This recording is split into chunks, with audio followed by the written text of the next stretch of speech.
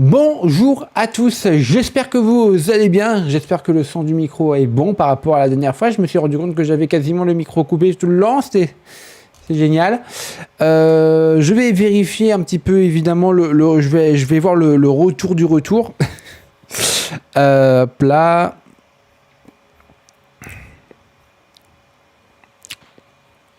Hop là, je vais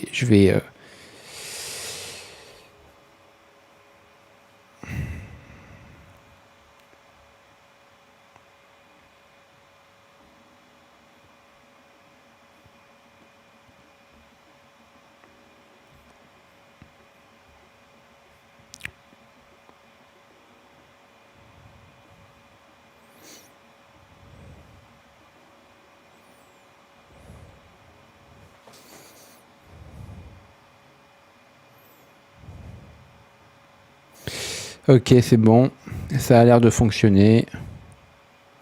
Je garde cette page ouverte quand même, sait-on jamais au cas où.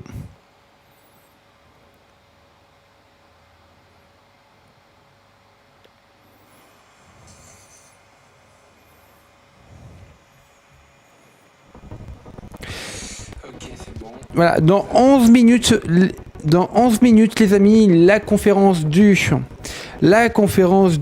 troisième et dernier jour du Xbox Gamescom livestream va débuter. On se retrouve aussi d'ailleurs à 18h30 pour une petite vidéo de à peine 6 minutes, mais une vidéo récap de cette semaine assez folle, assez dense. Voilà.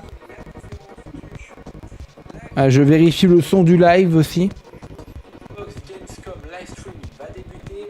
On se retrouve aussi d'ailleurs. Hop là, attendez. Je vérifie quand même le son du live, etc.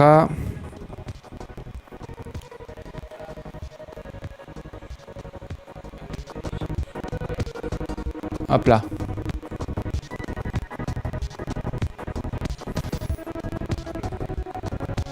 Bon les amis, j'espère que ça va quand même de votre côté. Moi ça va bien, on est là, on est en direct. Dans moins de 10 minutes maintenant, et nous avons le troisième et dernier jour du Xbox Gamescom Day 3 Livestream. Il y a beaucoup de stream dans ce mot. Pour Xbox, donc je ne sais pas du tout ce que cela va donner. Étant donné qu'hier c'était un petit peu mou, un petit peu long, un petit peu fastidieux à vrai dire. Donc on va attendre tranquillement, voilà, et je vais revenir dans pas longtemps, promis. Et voilà, on se retrouve dans moins de 2 minutes, dans 9 minutes 20, voilà. Allez, c'est parti les amis. Allez les amis, c'est parti pour la dernière conférence de la Gamescom. Ça y est, c'est la fin des haricots. Et non, parce qu'on se retrouve le 2 septembre pour la chaîne YouTube. Et oui, forcément. Là, c'était une pré-rentrée. Voilà. En tout bien, tout honneur. Allez les amis, c'est parti. Ça y est, troisième et dernier jour de live pour Xbox. Ça aurait été quand même des conférences assez tièdes pour eux. Mais au moins ils étaient là, ils étaient présents. Contrairement à Xbox, à PlayStation ou à Nintendo. Nintendo qui a été là mais sans être là parce que bon bah ils ont fait leur truc de leur côté. Mais sincèrement, enfin on peut vraiment se dire ça y est quoi. On touche le but, on y arrive et voilà quoi. Allez.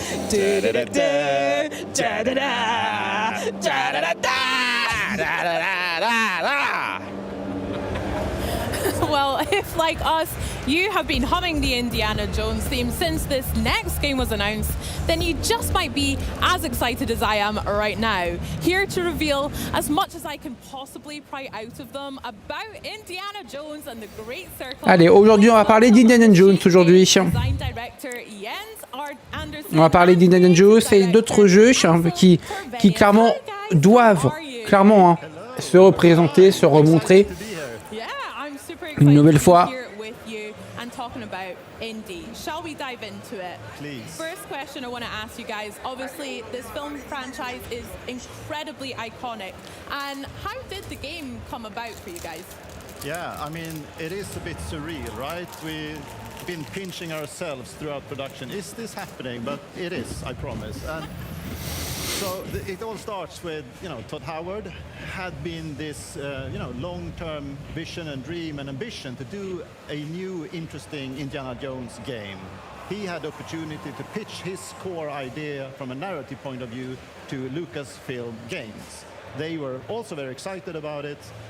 Then Todd took the project to Machine Games, checking in. I think you're a good fit as a studio to do this, and you can. Voilà, les jeux vidéo qui vont être présentés, donc c'est Indiana Jones. Après, il y a Avowed, Ara, History Untold, 33 Immortal, Warhammer 40 000, Metaphor, Tales of Iron 2, Skyreal with a Gun, encore, Path of Exile 2, Commando Origins et plus. En tout cas, quand on arrivera à Commando Origins, c'est que nous serons sur la fin de la conférence. Ceci est un fait. Ceci est un fait factuel. Non, allez, plus sérieusement les amis. Donc là, il y a Jess Anderson qui est le design director chez Machine Games, qui a donc travaillé sur Indiana Jones, le jeu vidéo qui arrivera le 9 décembre prochain sur les consoles Xbox et PC, et le Game Pass en Day One, et plus tard, au printemps 2025, sur PlayStation 5, un jeu Xbox Game Studio, un jeu exclusivité Xbox, sort sur PS5. Un jeu fait par Xbox, pour les Xbox, sur PS5. Est-ce que vous vous rendez compte de la dinguerie médiatique? Enfin, bon, bref. Allez. En tout cas, c'est des visuels qu'on avait déjà vus il y a quelques mois, quelques semaines, voire même mardi, je crois, lors de la conférence Opening Night Live, vers la fin, parce que ça a été annoncé un peu avant le One More Thing de la cérémonie. En effet, avec les dates de sortie, etc. Donc, bref. Allez, on continue.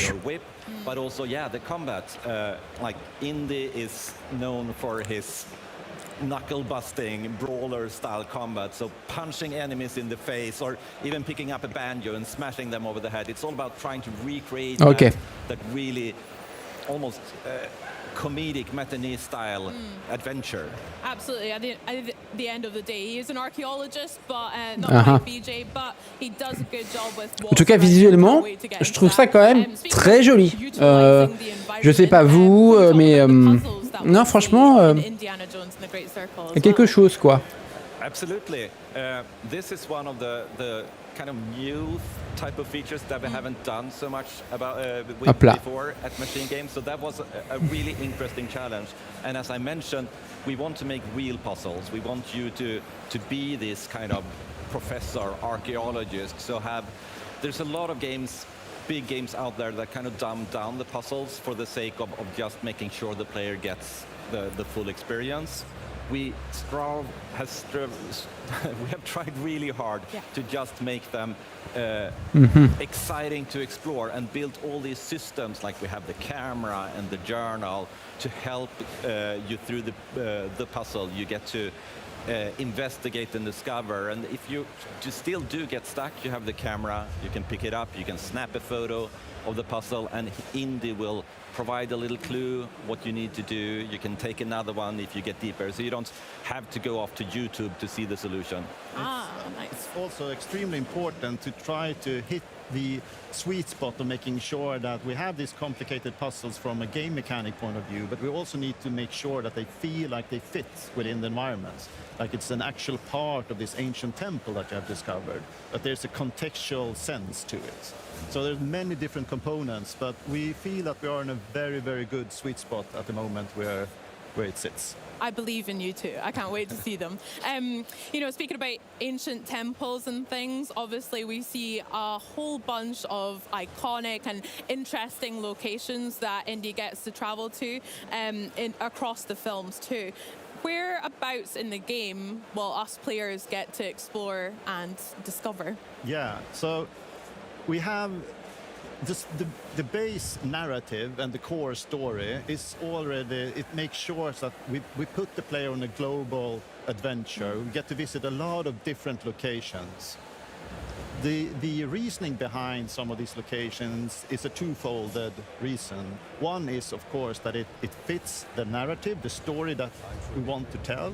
The other one is also to make sure that we introduce new, interesting, exciting environments throughout the full campaign. So you will get this dynamic. Ça, pareil, les amis, c'est des images qu'on avait vues il y a quelques. Je crois que c'était hier, littéralement, je crois, parce que je me souviens d'avoir vu ce genre d'image hier pendant la conférence, la deuxième conférence de la deuxième journée de Xbox Game Showcase. Mais en soi, si c'est juste pour nous remontrer des images qu'on a déjà vues, ça sert à rien, autant se taire. Montrez-nous des nouveautés, montrez-nous des nouvelles choses. Enfin, je sais pas. En tout cas, ce qui est quand même ultra intéressant avec ces conférences.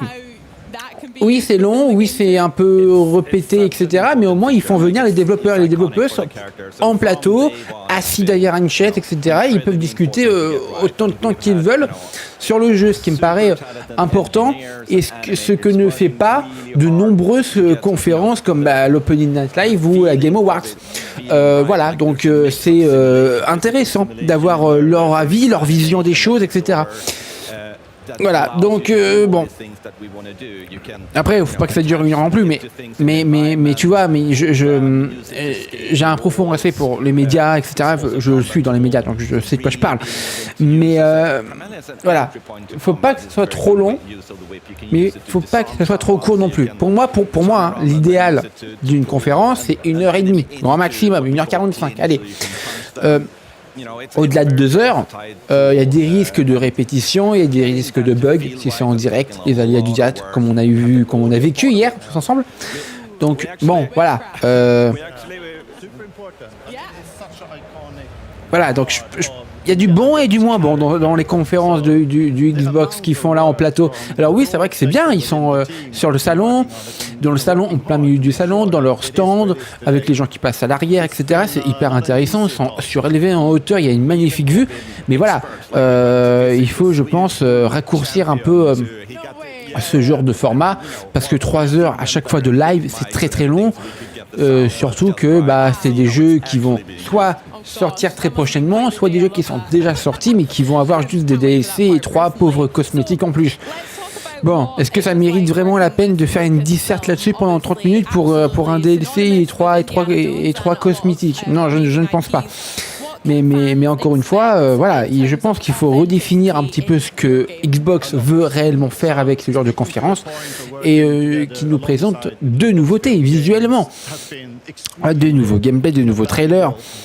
En soi, de revoir des jeux qui vont sortir, ça me dérange pas, mais dans la manière dont ils le font, ça me dérange quoi. Parce que regardez des images là, ces images là par exemple, on a déjà vu ces images là par exemple, on les a déjà vues.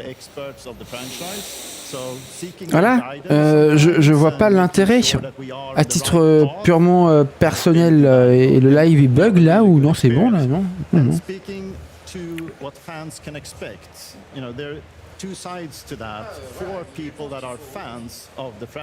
Non, c'est bon, il bug pas. Désolé, j'ai eu un moment de flottement. Non, voilà, je pense que voilà, il faudrait vraiment redéfinir un petit peu les ambitions d'Xbox à ce niveau-là, parce que oui, c'est intéressant, mais encore une fois, c'est trop long. Et voilà.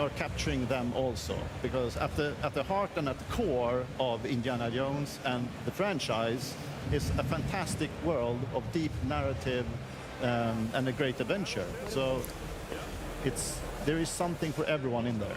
Amazing. I can't wait. That sounds so good. Well, guys, I would love to know if there are any parts of the film that you also emulate in the game, or if you could maybe share us a little bit of Easter eggs if you have any. Well, it wouldn't be a proper Easter egg if we spoiled it ahead of launch, so you have to play it for yourself. But as Axel said, there's a wealth of indie trivia and you know, lots of really cool things to discover in the game. So if you know type thing. You will not be disappointed if you're into that. Amazing. Well, guys, thank you so much for chatting with me today. Finally, last question. When can we get our hands on Indiana Jones and the Great Circle? December 9th. Okay. right. Christmas wish list sorted then. Very good and very nice. Jens, Axel, thank you so much. Enjoy the rest of your Gamescom. It's been such a pleasure chatting all things indie. I shall don my hat now as well. I think that's only right. And remember, you can pre-order your copy of Indiana Jones and the Great Circle ready for December 9th. Excitement has been building for this next RPG since it was announced back in 2016. Now, this brainchild of some of the minds behind the Persona series is nearly ready to launch. Enjoy this look at Metaphor Re-Fantasio.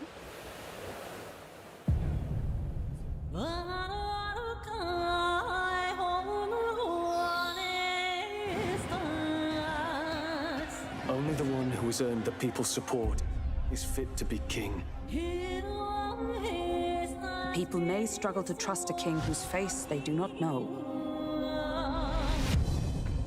I want to protect this country and its people. The city of Rhylehaven. If you get rid of the culprit, I will appeal to the people of this town to support you.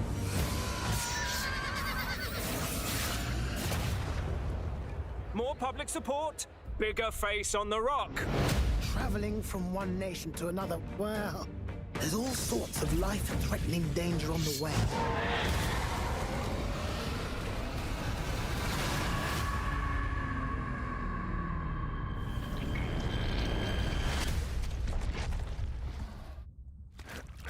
Can you smell it? There's change in the air. Looks like we've got Sanctifex Forden in the lead, and Count Luis hot on his trail.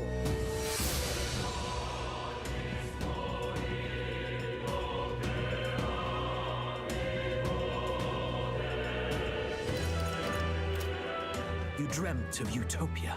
You saw the tribes united as one.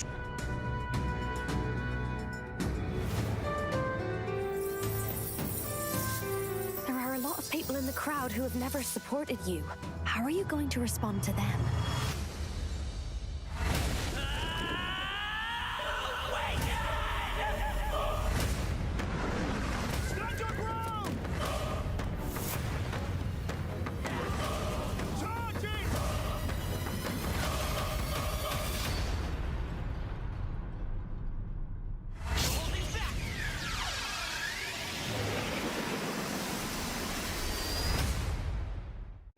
ゲームズコムにご来場の皆さん、こんにちは。メタファーリファンタジオディレクターの橋野桂です。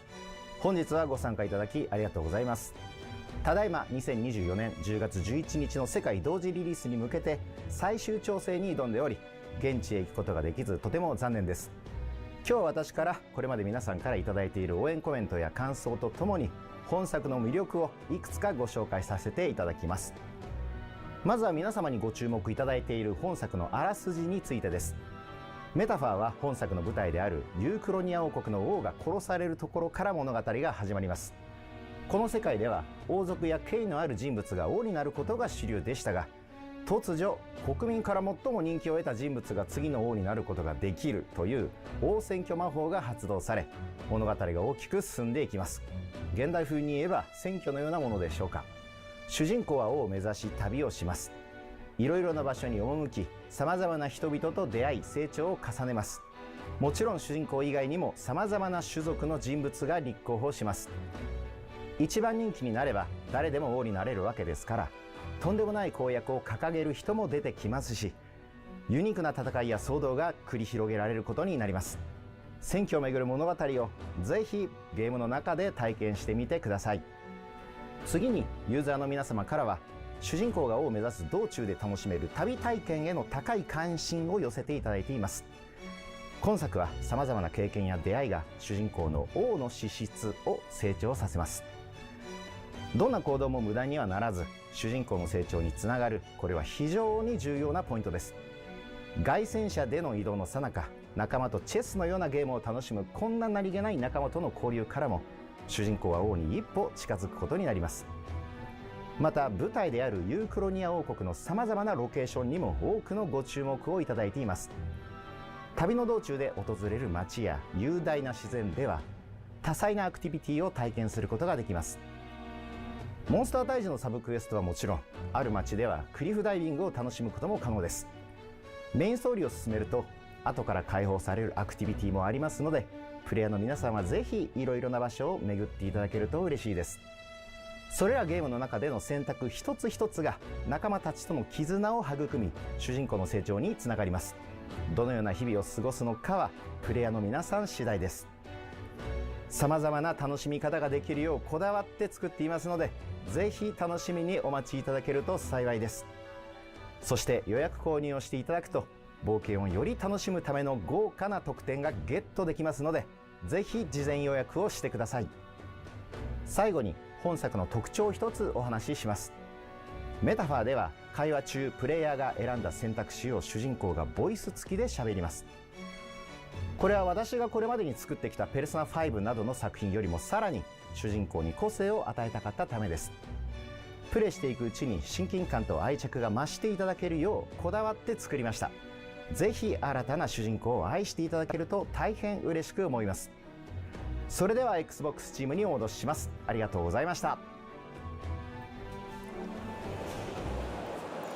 We've just heard from the developers. Now let's meet some of the voices of Metaphor Refantasio. Joining me now are Kristen Atherton and Stuart Clark. Thanks so much for joining us here at Gamescom. How are you finding it so far? Oh, mate, it's been overwhelming in the best possible way. Like, I've never been to an event like this, which it's like gaming theme park. Yeah. Do you know what I mean? Like every area is themed. I'm looking at the World of Warcraft section now, and it's just like it looks like this themed attraction. People are queuing. They've got incredible rides. There's games. Like I just want to go out and explore. Like as soon as this is done, I just want to go and I want to find some cool things to go and experience. I mean, you walk in for the first time and it's just, you almost want to just stand and take it in. It's just a spectacle. Yeah. And people walking around in costumes, you know, I want to stop every single person and go, you look incredible. Wait, you look incredible. It's such a wonderful atmosphere. We're having such a brilliant time. Yeah, it's one of the best things, us wandering around the booth, seeing all the games. But let's talk about your game, because both of you play some incredible characters, right, in the game. Stuart, do you want to start off with who you're playing and tell us about your character? I can totally start, yeah. Okay, so I play Leon Stroll, he is your first ally. He is your brother in arms, your ride or die, your main man, your special dude. I'm running out of ways to describe it, but he is like your first and foremost. Runs in very early. He is like a country noble who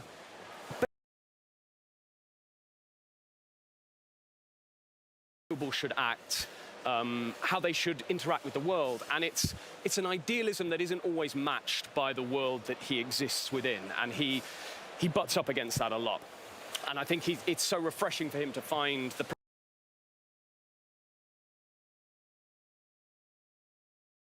early on where they find that their ideals align and their motivations align, and he is able to join him as that first ally. Like his mouth gets ahead of him sometimes. Yeah. He's forthright. He will if he doesn't like you, he'll tell you.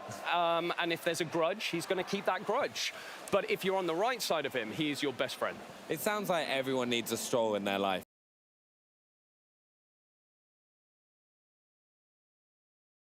You need a Hulkenberg. Iselin Hulkenberg is, she was a knight originally, and she was the bodyguard of the royal family, the prince, and she sort of carries this extraordinary sense of honor and of her duty to the royal family. And when we meet her, she has this enormous wound.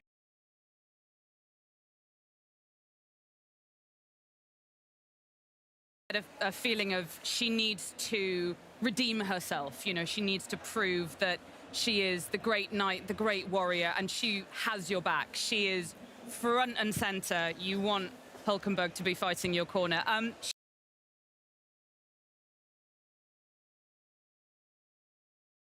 Want to play a practical joke on because she will not get it. However, you do want to go to a bar with her and eat some weird food because she likes her weird food. Weird? What kind of weird food are we talking about? I mean, I don't want to drop any spoilers, but basically...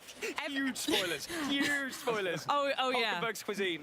Yeah. I don't want to ruin her maybe one joke of the entire game, but yeah, She will eat what pretty much no one else will eat. That is fair enough. It's pretty much me at Gamescom. I was just going there going like, oh, what have we got? Like, going around the town. Yeah. But one of the hard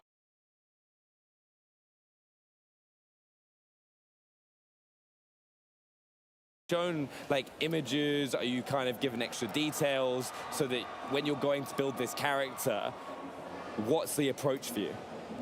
That's a good question. Yeah, it is a good question. Honestly, Benny, it can vary massively from project to project in terms of where you are in the recording process.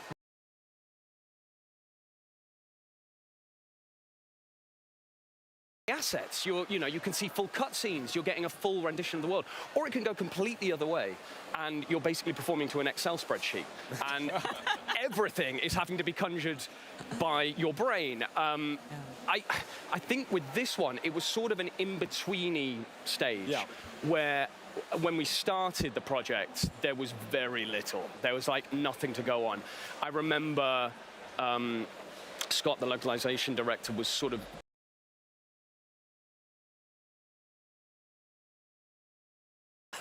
okay, yeah, right, I get it. Do you get that? Yeah, yes, Stu, yeah, I get it. I didn't really get it. But then the assets start coming in, and you start seeing these animatics, these cutscenes. There we go, there's one. And you start to see the scale. You start to understand, like, oh, wow, this is not what I pictured. These are not traditional monsters. This is not a traditional fantasy world. It's, when the assets did start coming in, and especially when we started dubbing cutscenes and stuff like that, then I started to go, oh, this is different. This is like a different experience, fantasy-wise, to anything that I've done before. A lot of the monsters, they're all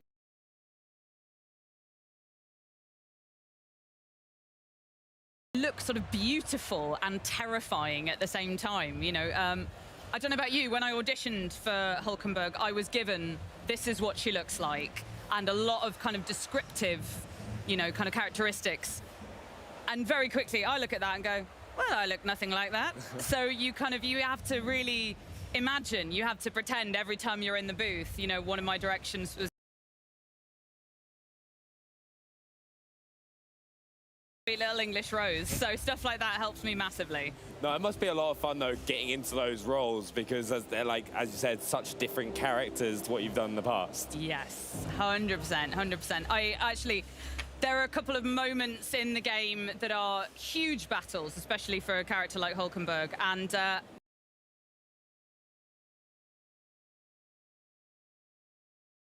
Kristen, you're very good at fighting these battles. Things hurt less. Do less. Do less. Do less. There are a couple of moments, again, I don't want to spoil, big dramatic moments where I was screaming, and the performance.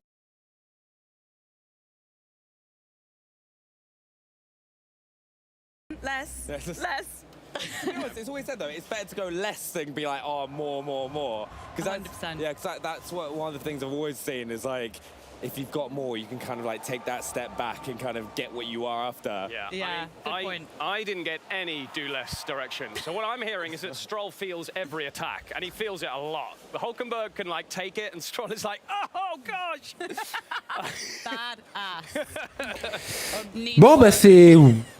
C'est comme hier, c'est comme avant-hier, voilà, ça discute. Hein.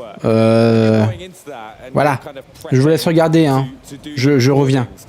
Even backstage, we're doing like little warm-ups in the morning, like with like the whole Xbox team that are doing the hosting, like doing like red lorry, yellow lorry, green lorry, like bite my burger, all this like stupid stuff, right? Is there anything particularly you were doing to get yourself into the like kind of like mindset before recording, or like any prep?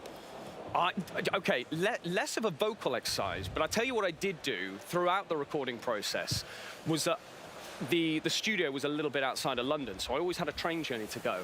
And I played through the entire of Xenoblade Chronicles 3 on my Switch because it just got me in that kind of RPG mindset of like listening to other voice actors, enjoying what they're doing, feeling inspired, and getting me in that zone. So that was kind of my prep, was more of a mental prep of just like getting you into the world of like fantasy, JRPG, that kind of thing. I found that actually really helped me. Yeah. No. I like to listen to computer game soundtracks when I'm on my way. You know, it's very tempting. You're walking around, you know, South London, and you hear this epic music in your ears, and you're like, I am a warrior. Yes, all of you should fear me. And actually, as soon as you take the music out, you're like, I am not fearsome or scary, but yeah. Honestly, it's been so much fun, like just kind of like seeing how you approach these characters in the world, and I can't wait to play the game myself as well. So thank you so much for both of you coming and joining us, and like finding about the process and hearing about your characters. And a big thank you, and I hope you enjoy the rest of Gamescom and get a chance to go around the booth as well. So remember as well, the epic story of Metaphor ReFantazio unfolds when the game launches October 11th. So check out the pre-order and get ready for the adventure. But coming up, the team from 33 Immortals stopped by to help us join the rebellion in this unique 33-player co-op. And later, we give you the ultimate booth experience with an Avowed demo only seen here at Gamescom. And remember, Avowed will be available on Game Pass day one. So get ready, and a great way to get ready is to take advantage of an offer from Xbox Game Pass. Get new games on day one like Call of Duty Black Ops 6 on October 25th.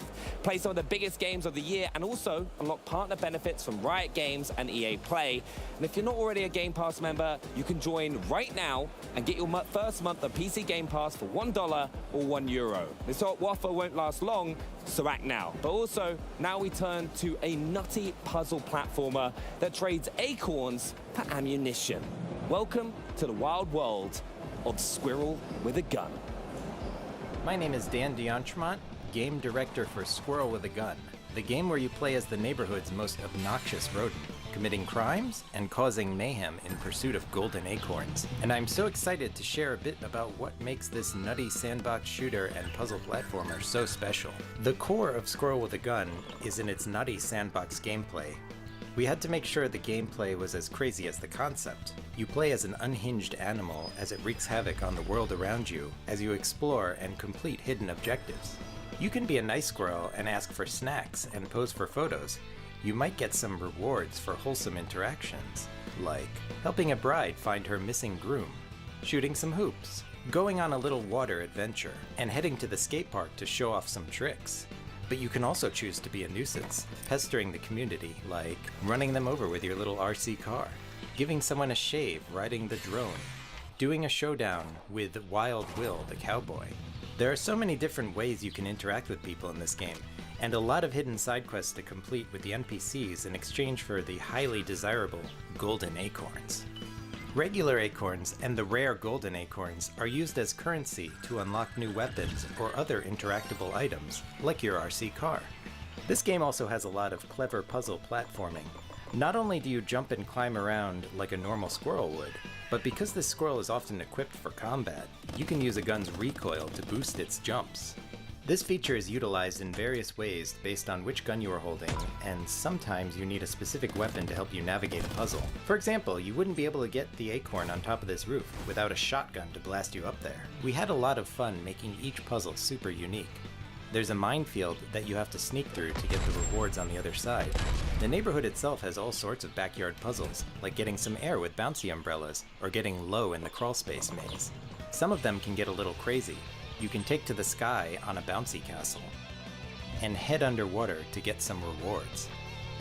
Let's take a quick pause in the gameplay to show off some cosmetics we've been working on to style up our squirrel. My favorite outfit is the diving suit because it lets you explore a hidden underwater cave that you otherwise wouldn't have access to. A few of the cosmetics even have tactical effects. Wearing a bomb suit will reduce explosive damage, and the sparkler hat can light propane tanks on fire. And of course, you can't have a squirrel with a gun without the gun. There's 7 different weapons to unlock in the game, each with its own unique takedown and jump boost. You can learn more about them by watching our previous Arsenal trailer. Each one is a blast. I hope you learned a little something about how squirrels can wield weapons and cause chaos. And I can't wait for all of you to get your paws on this passion project of ours.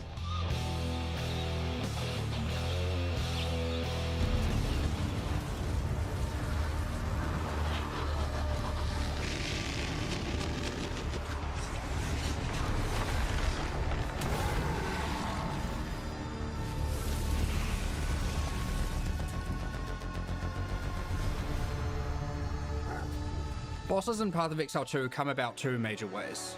You obviously have the more traditional approach where you create a narrative and you could design a boss around that narrative. No noose this time. I'll remove your head myself!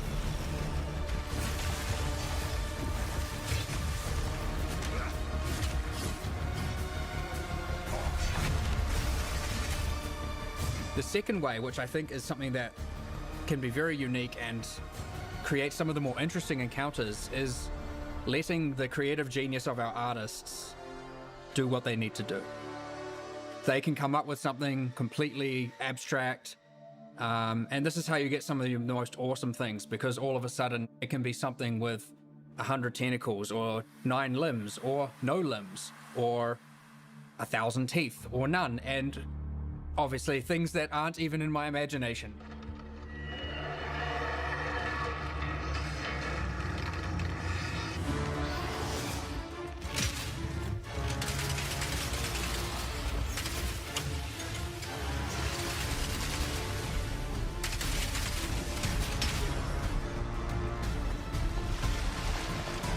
Well, a boss in Path of Exile 2 ultimately is the culmination of decades of experience, making hundreds, if not thousands of bosses in its predecessor, taking all that knowledge together, and puts it in a package that delivers the best of what could possibly be of boss encounters in an action RPG environment with bosses that are utilizing Souls-like mechanics.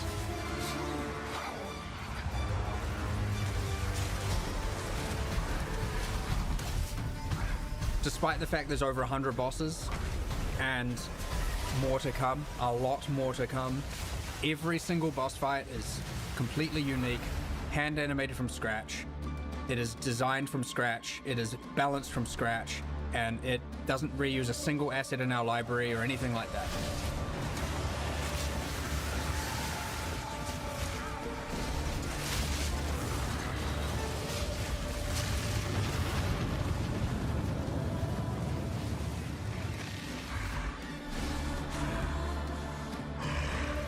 One of the main challenges balancing boss fights in Path of Exile 2, especially compared to its predecessor, you have to, in a single attempt, reduce the boss from full life to 0 in order to then progress through.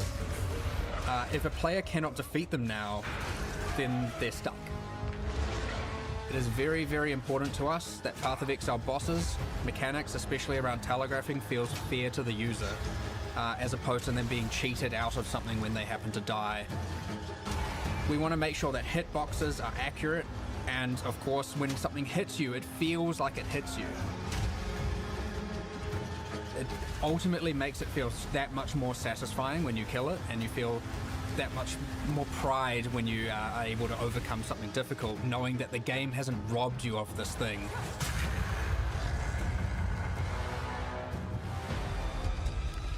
At the end of the day, you want to see that healthy balance where some people are struggling, and you want to see that moment, that second-hand moment where someone overcomes that challenge and is so happy for doing so.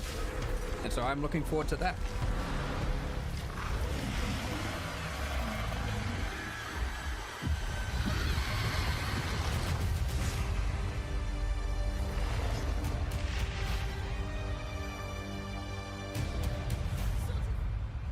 Experience, we have been giving away prizes all week, and now it's time once again for one of you lovely lot to win something truly awesome. If that sounds like music to your ears, then head over to twitch.tv/Xbox for your chance to win the Riffmaster wireless guitar. It's so perfect to play music like a true rock star in Fortnite Festival, and of course it's compatible on Fortnite Festival across Xbox Series X and Xbox Series S consoles. Now head to chat and rock on. Okay, now it's time to catch up with the minds behind Wu Chang Fallen Feathers and take a look at a never-before-seen piece about the inspiration behind this epic title. 大家好，我是林者科技的创始人之一，也是明末冤虚之语的制作人夏世元。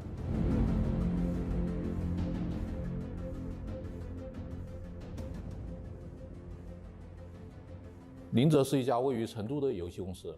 成都有非常丰富的历史底蕴和传统文化，这里有神秘的三星堆，有脍炙人口的三国故事，也有大量的历史建筑和文物。我们在这片土地上生活和工作。作为游戏从业者，我们很希望能够把这些独特的东西带给大家。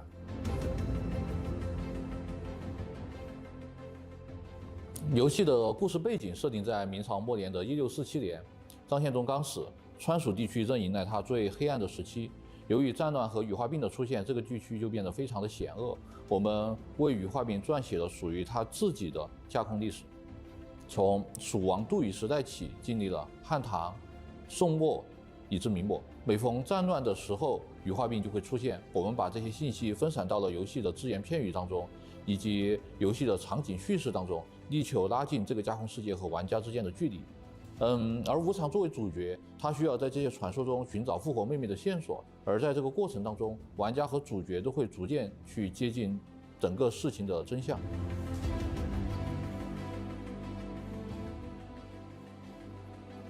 明朝末年在四川地区的战乱、瘟疫的混乱和这种破败的背景，其实和我们的游戏类型是极为契合的。我们希望把更多诸如胡金铨武侠电影的质感和这种黑暗的背景做结合，利用这种强烈的冲突去创造出独特的美术氛围。在这种美术的基调之上，我们就可以通过更多的非线性的关卡设计，或者说是包括一些垂直的关卡设计，去增强冲击力，然后去做更多的场景叙事，营造一种故事感，让玩家能够在体验游戏的时候沉浸其中，或者说是让玩家在游戏中每走的一步路都能够感觉到这个世界是活着的。当然，明末作为一款架空世界的游戏，我们依然希望能够给玩家呈现一个具有明末特色的游戏体验。为了实现这一点，玩家将在游戏中邂逅大量历史中存在的或大或小的人物，比如像张献忠及其4大义子，拉近玩家和传说之间的距离。通过这种大背景下人的抉择，去展现人性中的光明面，把更多关于传统武侠的概念的思考留给玩家。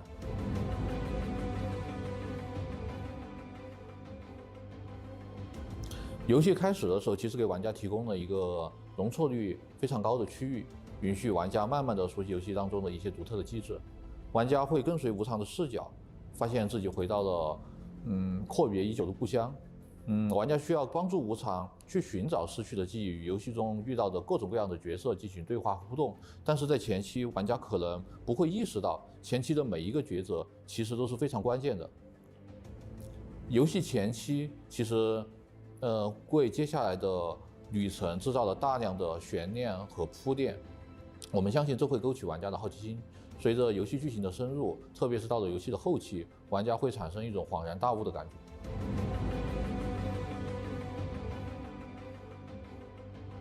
实体扫描是一个非常好的方案，因为扫描技术可以把时间的痕迹很好的记录下来。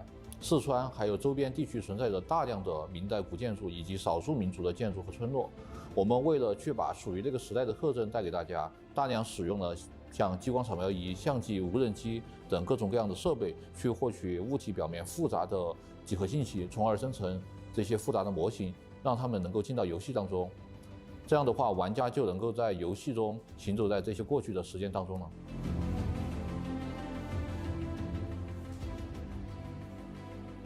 战斗方面，我们为了做出一些自己的东西，从电影和传统武术中吸取了大量的灵感，设计了很多武器和流派机制，让游戏的核心战斗在不偏离本味的基础之上，能够更加的具有动作性和策略性。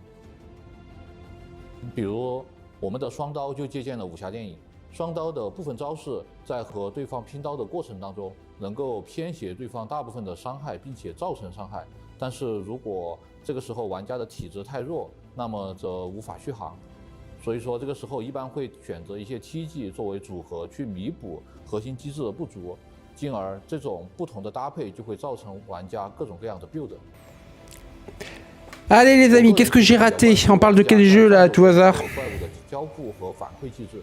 所以说，在战斗系统的核心设计方面，我们强化了战斗方式的多样性和策略性，针对不同的招式，应该说是针对不同的怪物的招式，设计了更多的解法，力求丰富玩家的战斗体验。武术指导在参与项目的过程中，会根据游戏的动作去进行包装，然后最终确保效果是符合预期的。我们的动画师将根据武术指导的设计，再进行2次调整和制作。这样最终游戏的动作就可以在游戏。Oh, on me voit assez là, pas la peine des lumières. Hein. Ouais, bon.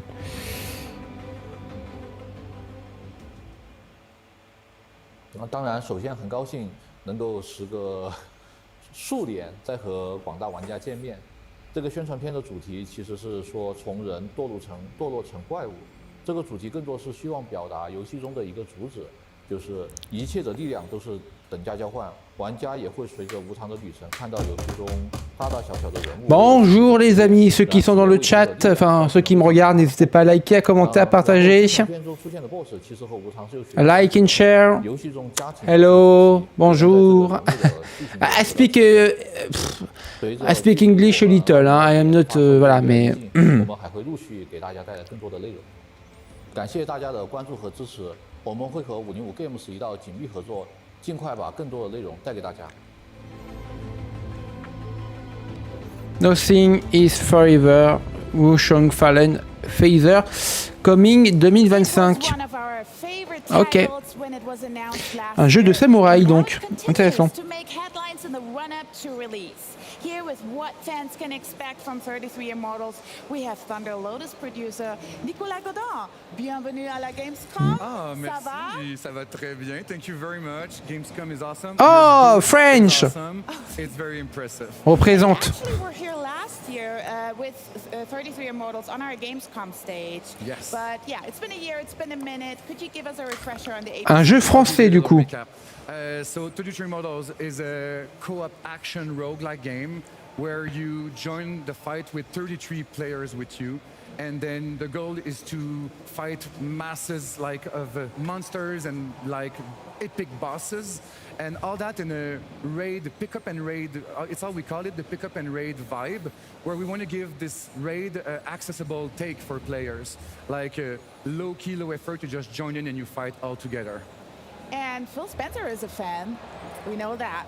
We are very happy to mention that Phil was our first community member since he played last year. But to be fair, he was really nice with us. He played with us. He was very. He's our fan. We love him, and it was a good moment with him last year. And you got community testing now under your belt as well. So could you tell us more about the reactions? Yes, it was interesting. Throughout the whole year, we had a closed alpha and a closed beta. For the closed beta, we were very surprised. We had around 47,000 players. We weren't expecting this at all, but we are very grateful and happy to have all these players joining in. And it was nice because we also had a survey in it, and we asked them, would you recommend that game? You know, this classic, would you recommend it? And we were very happy to hear that 94% of them would recommend it. So for us, it was clearly a big success. Congratulations on that. Thank you. And those community testings can be very revealing. So what did you learn about that for your game, and how does your team evolve things before release? Yeah, indeed, we learned a lot. First of all, we confirmed that our core game mechanic is working very well. The fact of playing with 32 players as a big group in the world, in boss fight, it was a good success. People appreciated all the co-op mechanics. The boss fight, again, they were very appreciated. And also, it's something very TLG-like. It's that we know we have gorgeous art, like gorgeous animation, gorgeous art everywhere. It's really our, I'll say our like tagline when you talk about Thunder Lotus, and we respect that and people appreciate that. It was very good. On the other end, we also had tons of feedback, and that was good because we needed feedback, obviously. And we know that we have to still work on the combat. The combat is such a big thing in our game. We want to make it more snappy. We're also going to work on some like tutorials at the beginning to make it more clear for players. We want to work also again on some communication features we have in game. We'll pimp them up to make sure that people have all the tools to communicate with each other very easily. And the last of it is also all about the difficulty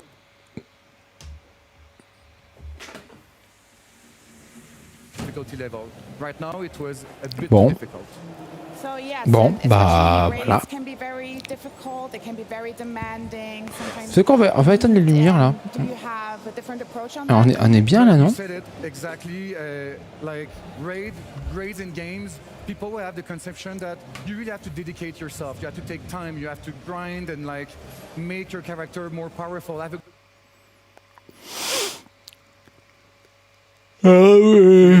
Ça bug un peu, évidemment. Go in our Darkwoods hub, equip a weapon, equip beautiful capes and ornaments, because that's important. And then like just jump in, and the second you're in the world, you are with 32 other players and you play together. This is really our take on the pick up and ride, and we wanted to make sure that the game will be easy to access, but yet still be challenging. And this is our biggest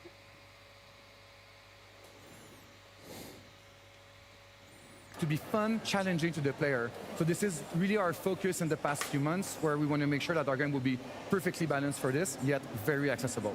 I love that. Accessibility is so important. But I remember you talked about the tutorials. Did anybody beat the tutorials, actually? Funny moment. So we know that at tutorials we have this kind of torture chamber where you have to die. We want you to die to just stop this and go to the yeah, it's like you can keep going.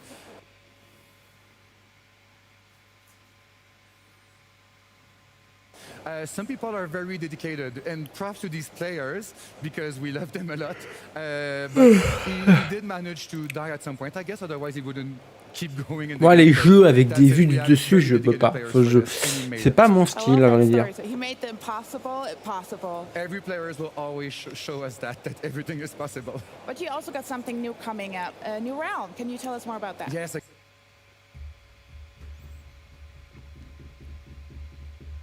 So right now, just as a little reminder, when you join the game, you start in Inferno. This is where you'll play with 32 players. And then when you join Purgatorio, it's a smaller zone, so it's 22 players. And it's going to be it's going to be way much more rough. It's more challenging and demanding. In terms of the area, it looks very different. There's a lot of like ashes everywhere. It's clearly another mood. A lot of like monastery and like abandoned places everywhere. But the biggest thing about Purgatorio is the fact that it's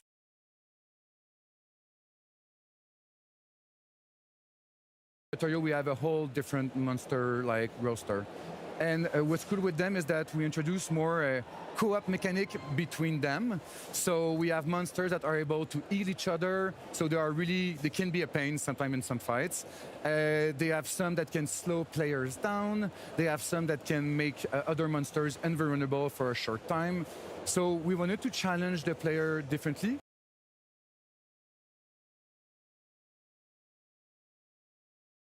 Challenge them in a different way with the other world. So a lot of diversity, a lot to explore and watch out for, definitely. Yes, exact. And by the way, please note that they are support, but they will still hurt you. Because yes, it's about dying again. I see what the whole thing is about your game. We're very sorry. We talked about the beta moments ago. Will some of those insiders see evolution in the game? Yes, and what's nice is that when you play a zone, you have access to a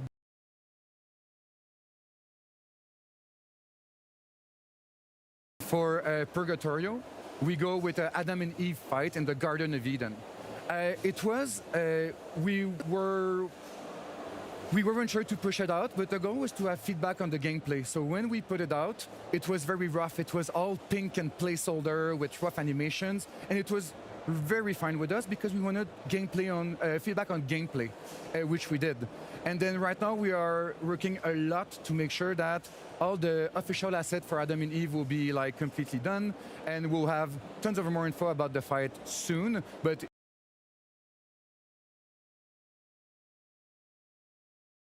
really feel that your heart is beating for the community and the feedback. So if anybody else wants to join, how do we keep up with 33 Immortals? Well, the team is very dedicated, so I just want to say a big props, camera. Yes, please. Like team, we love you. We are at Thunder Lotus. The team is like 20 people, and other people at the office always help with us. And really props to you, and props to all the players that help us with these different phases. We love you. Keep coming back. And if you want to keep contact with us and the game, first of all, join 33immortals.com. Follow us.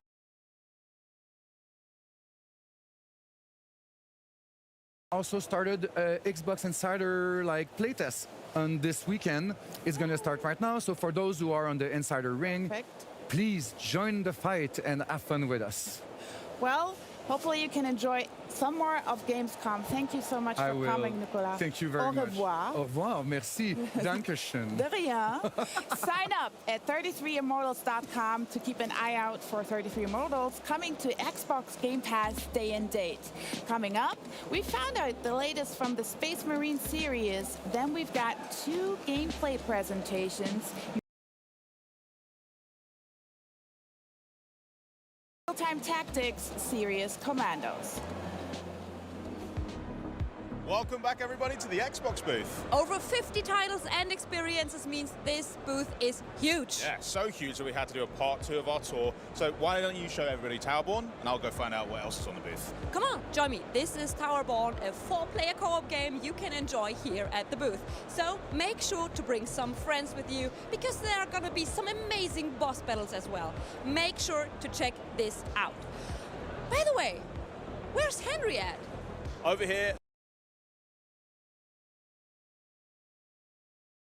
The rudder setup. From personal experience, this is definitely the way to play it. And we also brought along World Update 18 and a brand new plane for them to check out. Looks sick. Là, ils font une présentation de leur stand. Voilà, les gens qui jouent à des jeux déjà sortis ou alors des jeux qui vont sortir bientôt. Voilà. Comme toutes les conférences et comme toutes les conventions et comme tous les stands de tous les pays du monde. Hein.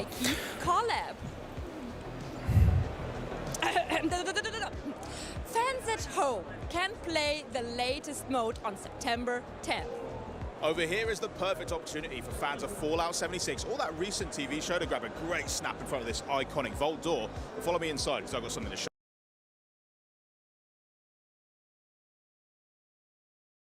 Chance to playtest the upcoming update, Milepost Zero.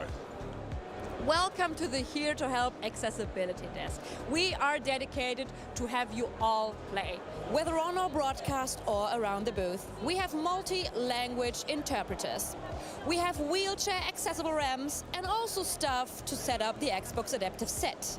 We have the World of Warcraft booth with a great VR wheelchair experience, so make sure to check this out. We have great audio descriptive tours as well. We also show you the new joysticks and make sure to check out and maybe customize your own thumbsticks. Over here we've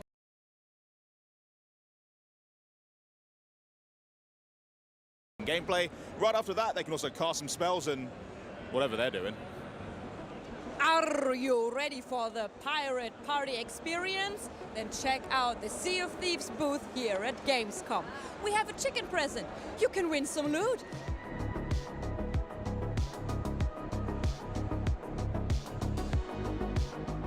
Can you imagine to control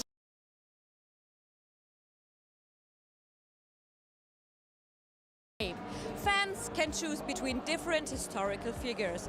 You can build and explore, but choose wisely, because this world is yours now.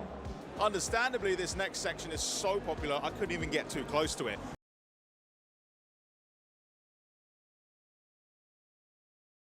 ...2011, all wrapped up into one beautiful theatre experience for our fans to see. There's a lot for them to check out behind those walls.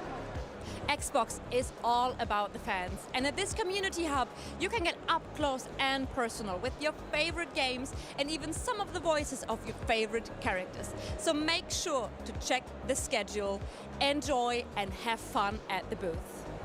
And no Gamescom would be complete without some swag, and our gear shop has got everything you could ever want across so many of Des activités sur le stand, des goodies, des conventions, des conférences, sur le stand même de la Xbox à Gamescom en Allemagne, à Cologne. D'accord, c'est très très cool. Oula.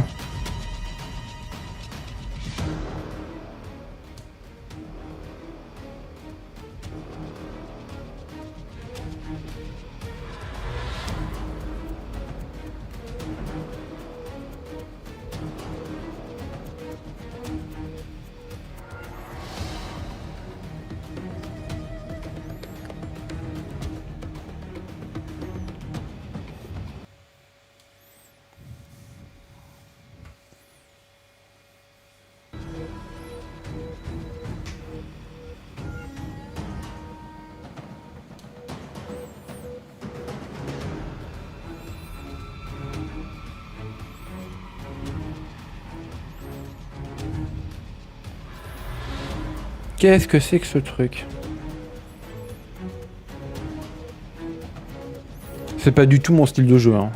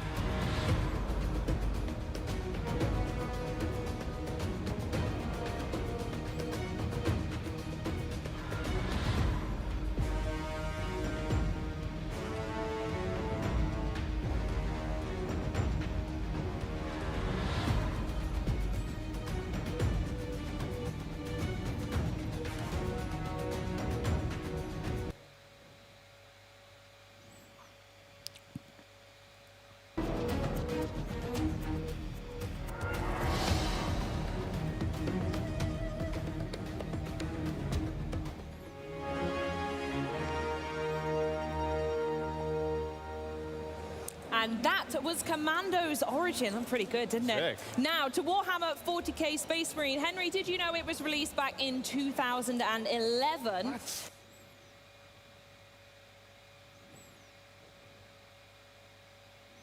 Saber Interactive's Chief Creative Officer, it's Tim Willits. How you doing, Tim? Thank you for having me. Well, are you having a good Gamescom so far? This has been a great Gamescom, and the reception on the game has been great.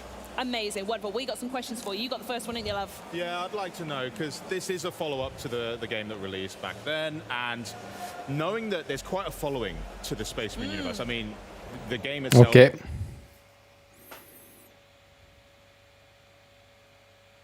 Games Workshop to bring something like that to life. Ça reste. It's been a great honor to work with Games Workshop and to also work on Pardon, des lives intéressants. Warhammer 40,000 universe. You know, this universe was created 45 years ago, and Tim Willets, chef créateur, officer chez Sambla Interactive. Allez, là on est sur du Space Marine. Warhammer 40 000 Space Marine 2 qui sort en septembre, si je ne m'abuse. A popular game for core fans who've been with you the whole time, but even trying to entice new folks who, like myself, I haven't Des fois, played il faut rebooter un. Game. So I'd love to hear a little bit more about the, you know, what does this mean for those who've played for ages or maybe uninitiated to 40k? yes, that's a great question. It was definitely a challenge to create a game that both respected the franchise, respected the fans, but also was approachable enough for people to play it. Now, I know you said you haven't played Space Marine 1. Please don't hurt me, Tim. I'll get round to it. That is totally fine. Yes.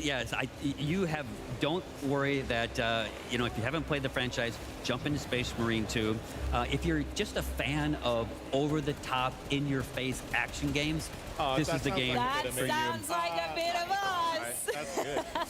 But for the fans that have been there all along the way, they played the originals, how have they helped, you know, your community basically in focusing your development team to make sure the sequel is just right for them too? Yes. J'ai jamais testé, j'ai jamais joué moi à Warhammer personnellement. Je sais pas du tout ce que ça vaut. Hein. Donc. It's a million strong.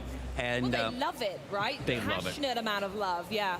Yes, and so working with Games Workshop, they have their community team, they have their expert writers, and we have talked to the community. We made sure that we are delivering the game and the experience that really is true to the franchise, and to really make you a true Space Marine, that power fantasy of being the most badass soldier in the universe. I mean, have you seen the sort of stuff they're up against? It's crazy, right? I was going to say, looking at it, that was going to be my next question. Actually, is how is this love and this influence reflected in the action and the pace of the game that we're looking at here? Because this looks, well, you said it's quite intense. It looks really full on. Yeah. Yes. The key to Space Marine 2 is both the complex melee system and the range combat.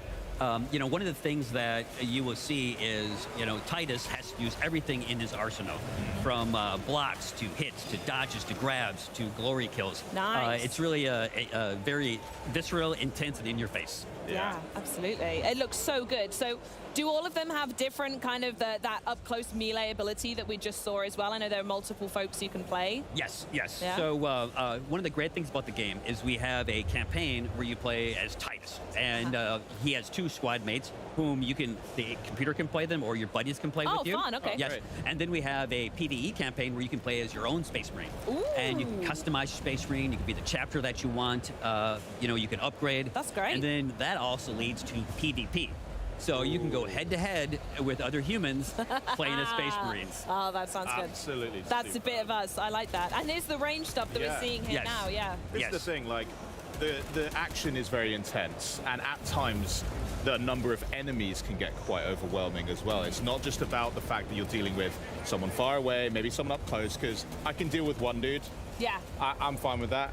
He's fine with that. Tell me about the sort of technology you've had to develop to allow for there to be so much going on screen at once. Yes, so the key critical component of this experience. That was sick. Yes, that is an awesome glory kill. We just need to quickly go, nice job, Tim. Like that, Tim. Yes. So the Swarm engine. The Swarm engine was developed by Saber Interactive in World War Z, and that has been developed, and now we're in Swarm Engine 2, where we can bring massive amounts of Tyranids, never seen before, and they just come at you and they break apart. And every one of those Tyranids, based on our new AI director, starts thinking, and they're thinking about killing you. And it is an over-the-top war, like epic, like never seen before, epic war, where you are the main fighter. And is this just going around in the skybox? Because I don't know about you, Henry, but the idea of like loads of Tyranids flying at me sounds kind of fun. Is it something that you can see from a distance, or are they like coming at you? Yeah, they're much scarier. They're just Tyranids. Yes, especially when they're hundreds and hundreds. Well, yeah, that's true. Yes. Yeah. But they come at you with everything, and you need to use every weapon in your arsenal. Every move that you practice to stay alive. You can see here where the Tyranids are moving into the battlefield, and they're just on their way. Off. It's nuts. And as they approach, they immediately break out into individual units that have their own AI. I was going to say, how does that work with the swarm? Are they all on a set path, or as soon as they land, is it just like the fastest route they can get to you and start messing you up? So our new advanced AI director coordinates the battle. Nice. So the swarm can come from different directions. The swarm kind of like breaks apart, like when they separate. That can happen at different times, based on the state of the battle, based on what you're doing, and based on what your Space Marine buddies are doing. Also Tim, you've done it again. Did you see that one? No, I'll watch that that one. one. Sick. And what's the show about? That one was yes. I'm so distracted. This looks so good. You just said that they assess what the state of the battle is. Yeah. So does that mean they're also reactive? And if they're thinking, oh, he's got this lane covered, let's direct some around here to sort of flank. Is that the sort of thing you're talking about? Yes. So you are a Space Marine. You're a Primaris Ultramarine. Okay. But we can't make the game super easy for you. Nah. So you'll feel like, I'm bashing these Tyranids, but then they overwhelm you. And then the AI director can bring in more advanced units from different directions. They can flank you. So the ultimate goal is to feel like you're not going to survive, to feel like this is you're going to lose, but you make it and you win, and it's a great feeling. It's like at every opportunity you're just about to close the gap, feel like you're getting ahead, and then you guys are just like Sebulba, just chucking a wrench in my engines. I'm falling back again, and it's all over. Got to work from scratch again. Yes. Crazy. Yes. It's very Good intense. reference, Henry. Oh, thanks. Very on brand for you. I like it. Yeah, that gameplay we were just looking at, by the way, the sheer size of it. Yeah, here we go. Look at this. I mean, we can see a little bit of the swarm here. Maybe. Yeah, that's a flying. They're flying Tyranids. In this particular battle, they're attacking stacking these huge kind of radio towers, and you just like destroy them as you try to survive, because they start landing. Different units start landing on the same platform that you're on. And as you can see, there's lots of ways that you can go about killing bad guys. Yeah, not for you, mate. So it's not just mindless violence. There is Ça déglingue, hein, ça déglingue du méchant et des grosses bébêtes dans ce Space Marine 2 Warhammer 40 000.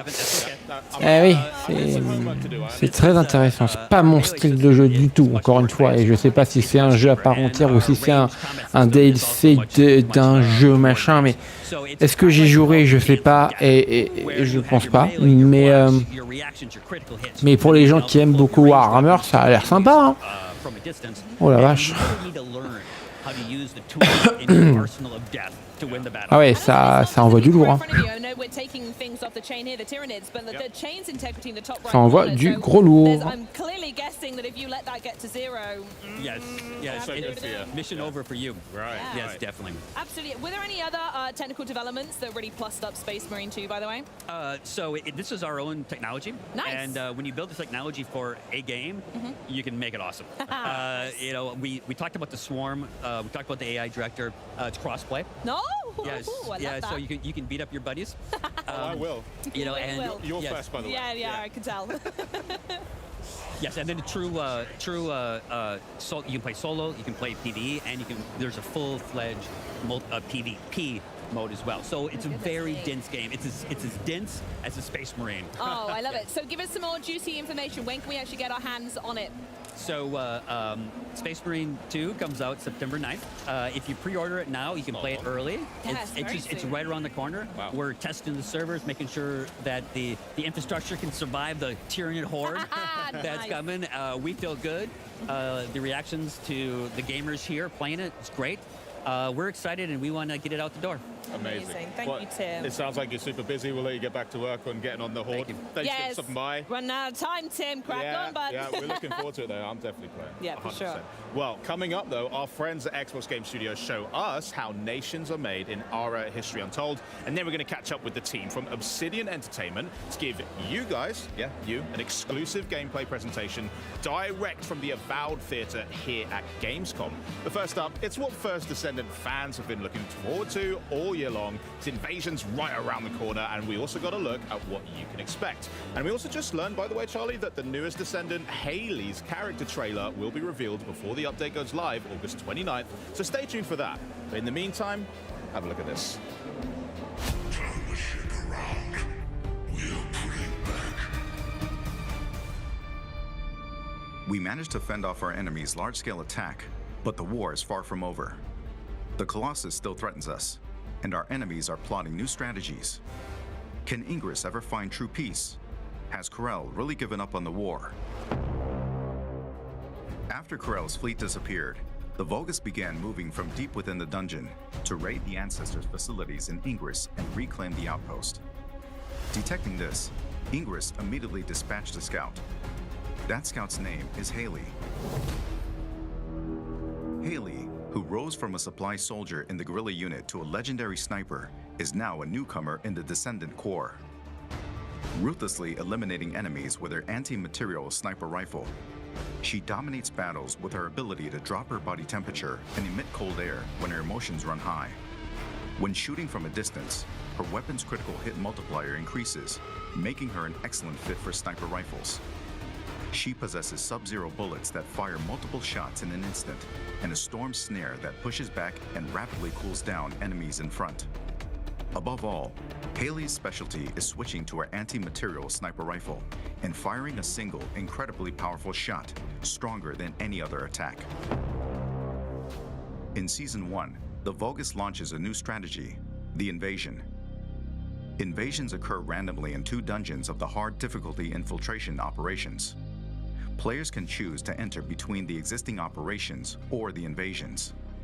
Invasion dungeons are only available for solo play, testing the strength of the Descendants. 3 Vulgus legions will block the Descendants with different defense mechanisms. The quantum field creates an immortal state, impervious to physical attacks.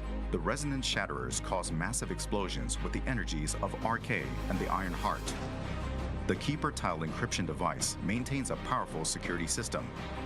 Invasion dungeons present new mechanics that disrupt the Descendants' operations. Solve these enemies' mechanisms and swiftly eliminate them.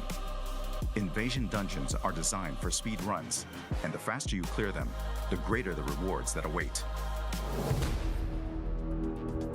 After coming in contact with the Iron Heart, Descendants experience an arcade resonance phenomenon. This resonance grants the Descendants new powers. It's the season growth inversion reinforcement. Inversion reinforcement is a new growth system that resets at the start of each season. It includes 5 types: hunting, attributes, recovery, survival, and seasons. Through the inversion reinforcement, Descendants gain beneficial effects for progressing through seasonal content, and can also obtain effects that compensate for their weakness. Each season, we plan to tailor and replace the inversion reinforcement effects, providing effects that perfectly fit the seasonal content. In addition to a new Descendant, a new Ultimate Descendant will be introduced in Season 1. Ultimate Freyna, who has evolved Arcade's toxicity into a more powerful weapon, will make her debut. In Season 1, you can discover Freyna's exclusive story and uncover the tale behind the name of her skill, Room Zero Trauma. Excava is an assault rifle with powerful versatility. It can be obtained through the Battle Pass and is also available as a free reward. Excava charges voltage when attacking enemies and has a unique effect of firing the charged voltage as an energy grenade. It is a versatile weapon that combines the inherent versatility of an assault rifle with a powerful shot. Frost Watcher is a scout rifle that can be farmed through the Season 1 content. When hitting enemies from long range, it reduces chill resistance and enhances the damage of one's chill skills, making it a perfect fit for Viessa and Haley. If you've prepared a new Descendant, ultimate weapon, and inversion growth, it is now time to face the most powerful Colossus, Deathstalker. Deathstalker lurks in the darkness of the void, targeting the life of Descendants. It is stronger than any Colossus encountered so far. To protect Albion from the threat of Deathstalker, we must once again venture into the void, unravel the mysteries within the darkness, and intercept Deathstalker. The first Descendants first season begins on August 29th with Haley, a new Descendant, Ultimate Freyna, and the new Ultimate Weapons. New episodes, dungeon content, and void intercept battles await you in Albion, Descendants. The first Descendant, Season 1 Invasion. Play for free. From senior narrative designer Kate Dollarhide, who's also the writer for this quest, and our community support manager Chris Stanek. Don't forget to wishlist Avowed on Xbox and Steam, and look out for our release on February 18th. Thank you for joining us, and welcome to the world of Aora. Hi, I'm Kate Dollarhide. I'm a narrative designer at Obsidian Entertainment. Hi, I'm Chris Stanek, the community support manager here at Obsidian Entertainment. We're so excited to show you Avowed. I'm going to be walking us through the dungeon. I'm going to be playing the game. So let's get into it. Let's jump in. All right, so the Envoy finds themselves in a dungeon in the first region of the game called Dawnshore. They're searching for an Adherent expedition team that's gone missing. The expedition team was here looking for a holy relic that is supposedly in the keeping of the Oracle of Aethys, a man named Sargamas. And the expedition team hasn't shown up for the last few days, so let's check in with Sargamas and see if he knows what happened to them. I'm sure he knew something. Maybe. Maybe. It has been too long. I had feared I was the last of us, but you... Oh, the very sight of you is a balm for the soul. I am the Oracle Sargamas, servant of the once shining god, he whose light has lately dimmed. What brings you to this sacred space? So you can see at the top here we have an Arcane Scholar background check. That was selected at character creation. When you play the game, you'll have an option of 5 background checks to choose from. We chose Arcane Scholar because we're playing a wizard and it just felt right. But let's check the lore, tooltips, and conversation review feature. All right. Chris, if you wouldn't mind. Of course. Thank you. All right, so on the left here we have the conversation history feature. This is going to allow us to scroll back through conversations we've already been through and just, check on anything we might have missed that we wanted to confirm. And you'll notice here that the words Once Shining God have been highlighted. This is our lore tooltip feature. Once Shining God is a reference to the god Aethys, the god of redemption, light, rebirth. He's also Sargeras' god. So here on the left side of the screen, we have a short paragraph about who Aethys is, his context, and a menu where you can select different lore tooltips. So these tooltips are helpful for us to, deliver lore from the world of Aora to players who are new to the setting or who are returning after a long time away, and just get everyone up to speed without bogging down the dialogue with a lot of exposition. So these are super helpful for us and hopefully for you. Let's back out of that. All right, I'm looking for an expedition of my countrymen. Did they pass this way? An expedition? I'm afraid I don't understand. An expedition? You know, treasure maps, matching outfits, campfire songs, the works. I am familiar with the concept, tomb raiding and the like. What troubles me is why they would come here.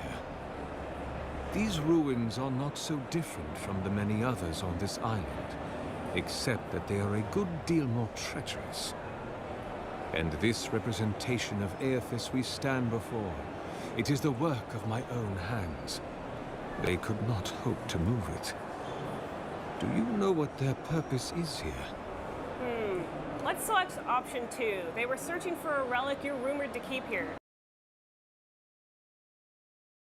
Splinter of Aethys. I suppose it was too much to hope they were here to examine these exquisite ruins. Truly, it is their loss. Where do you keep the relic? I might find them there. It rests in a shrine deep within this temple complex, beyond the reach of looters, visitors, or indeed myself. The path to the relic has fallen to ruin. Some sections are flooded, and others are infested with all manner of creatures. Although, perhaps you might assist me with that. If you're about to ask us to tidy up, think again. My place is a much bigger mess. Oh, no. I had something far grander in mind. You see, this construction beside us is no mere statue. To house the splinter of Aethys in its appropriate grandeur. It is nearly complete, and ready for the splinter to be interred. But I can no longer reach the relic on my own. Return it to me, and who knows, perhaps you will meet your expedition along the way. All right, I'll be back before you can say 10 praise Aethyses. I am most grateful. Oh, and please refrain from touching my statue or devices. May light illuminate your path, cousin.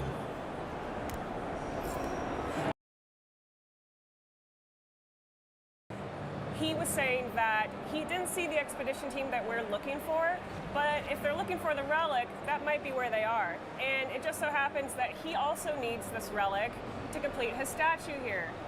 His beautiful statue. He worked really, really hard on it. He has. He's put a lot of stuff on that. It's like when my son makes things out of popsicles. It is giving Lego. So, you made me lose my train of thought. You're demonic. So, looks like our quest marker is pointing us to an area down below us, but I see that Chris wants to explore a little bit, so let's look at these. Can we get the sword out? Yeah. Leave those be. They protect my devices. Oh, I don't think he liked that. Yeah, he'll be fine. Surely he won't hold it over us later. Let's leave those alone for now and keep exploring. So, ooh, more breakable boards. Awesome. Let's hop across this chasm. Keep heading up. So we have designed Avowed with a lot of vertical space in mind to make use of our parkour system. So it always pays when you're exploring. So have a look around and always look up. You never know what you'll find. Like this chest. Ooh, we've got an accessory and some crafting materials. It's open up the inventory screen, take a look at that. So that's essence for standing next to our companions. Essence is what spellcasters cast their spells from. It's our, I can't remember what the word is now. It's our resource. It's our spell resource. Yes, it's our spellcasting resource, of course. So Night Mistress's Favor is going to allow us to cast more spells for longer by generating additional essence when we stand next to our friend Kai. So let's look at the character screen. All right, so we have attribute points on the left and our character sheet on the right. You will have seen the attribute points come up in conversation. We select a number of those at character creation and then a few points here and there on level up. So we have put a number of points into intellect because we're playing a wizard. So we want that additional essence and that elemental resistance. Bonjour à tous, bonjour Noah, comment vas-tu? On est en direct pour le dernier jour de la Gamescom 2024 sur donc forcément hein, les jeux Xbox, les prochaines nouveautés, etc. Ça va être c'est intéressant, mais c'est beaucoup trop long. Dans, le fond est bon, la forme est mauvaise. Donc voilà.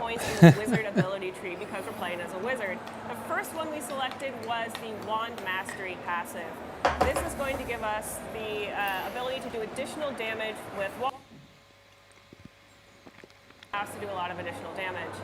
And then down below it, we've got the blood magic passive. Cool. This pairs very well with blood magic. So essentially with Corrosive Siphon, you use this ability on enemies, it steals health from them and returns it to you. As a blood mage, this means that I can cast more spells for longer and I don't have to worry. L'inventaire dans ce jeu a l'air très poussé. Hein. I'm offended. That it was even brought up. I'm sorry. I won't bring it up again.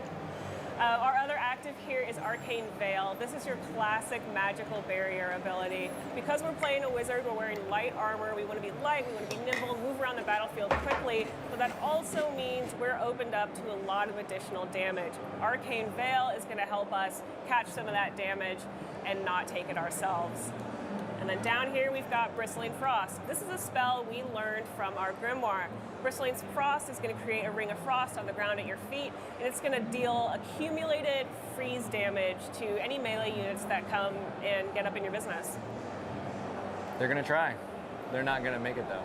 No, you won't let them. That's right. You're just that good. Well, let's not go crazy because what's going to happen is I'm going to die so many times just now because of this. It's hubris.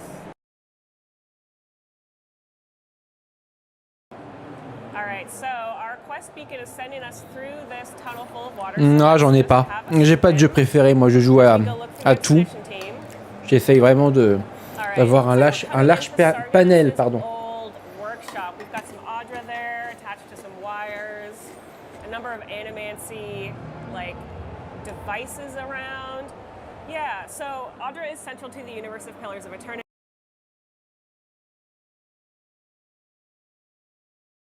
Their body, flies into the nearest Audra pillar, and then goes deep into the earth. Par exemple, regarde, ce jeu-là, il m'a l'air sympa. Un jeu de chez Obsidian. Ça fait très longtemps en plus que j'ai pas mis la main sur un jeu Obsidian, qui a donc été racheté par Xbox. Excellent, and a essence generator there in the back. So the essence generator is going to unlock that. Et ça m'a l'air intéressant. Top down in the water. All right, it's a gate. Excellent. Ooh, and there's a chest back there. I want to know what's in that chest, but I don't see an easy way into this room. I'm trying to ram it. What? I'm just trying to ram it. Just try to ram it? Yeah. Well, that's not working, so let's go back to that top level and see if there's another place we could look. Just check this area a little more thoroughly. All right, it looks like there's a breakable wall there with an explosion symbol on it. We're not going to be able to break that down with our swords, so we're going to need grenades. If I tried to ram it again. Here we have an essence generator. This is going to unlock that gate. You can see that it has a electricity symbol on it, so that means we need something with electricity to turn the generator on. For us, that's going to be an electric lily seed, a electricity spell, or if you have a companion with you who uses electricity, you could use their ability too. For us, we're going to need an electric lily seed, so why don't we get that equipped? I finally feel like I'm on a cooking show where something's pre-cooked. You're like, and here's the chicken. And here's the switch, yes. You did it. All right, so the generator is running. We've got an accessory and some crafting materials. Let's pop open the inventory. Additional damage, but also take 10% additional damage. It's a little risk, a little reward. I think it's gonna be fun. Let's equip it. I like it. All right, back to swimming, following our quest beacon here. It looks like we're coming up on Sargamis's library, an enormous library, which is pretty impressive in the world of Aora, where there is no printing press, so all these books are handwritten.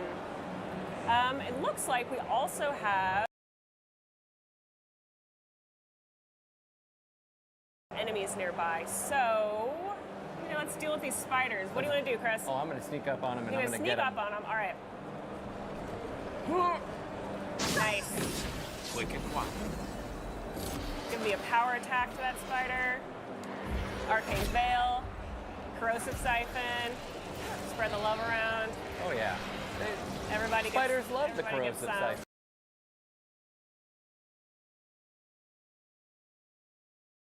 That's going to allow us to do a special attack when the stun meter's full. Looks like Kai's done his companion ability, and now he's taunting that spider, drawing aggression away from us, which is very nice. And now we get that special attack. Hit it with some electricity. And a little bit of electricity grenades. Back off and finish it with the wand. Awesome. Easy. Nice job. Thank you. All right, let's keep moving. Ooh, it looks like we've got a blocker here, some webs in the way. Thankfully, Kai has an ability that will let us get right past that. Let's use Kai's fire.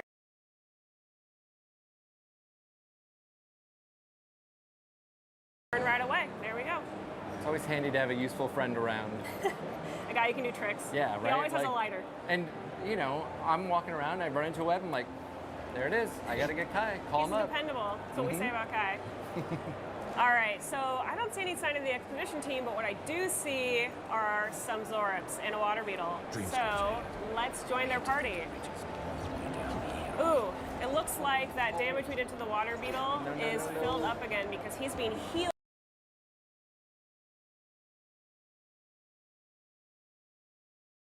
Yeah, burn him down with Corrosive Siphon. Get all my health back. Looking good. Arcane Veil's active. We're healed again. Kai's getting in the mix. Good. Oh, we got Good Bristling friend to be. Frost. Excellent. So we're dealing with some accumulated frost damage. I'm going to get the Zorop up here. Thinks he's cheeky. Where'd he go?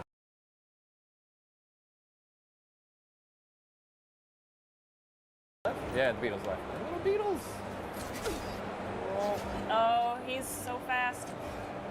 He's nimble. There you go. Nice. Did it. All right. Done and dusted. Let's keep moving. You didn't doubt that I could. Voilà, ils sont en train de décrypter leur propre gameplay de jeux vidéo. Ils sont en train, voilà, de montrer. I trust Chris. I remember that. Yeah. Okay, so we are still looking for the expedition team. Let's poke around this area and see if there's anything interesting we can find.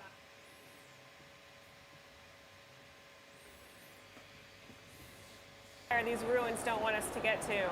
Thankfully, there's a wire on the left and a wire on the right. I think those are going to go to the essence generators. So the one on the left was going below us. Let's pop down there and see what we can find. Yes, there it is. All right, that's one down. Where's the other? Should be close by. It was right.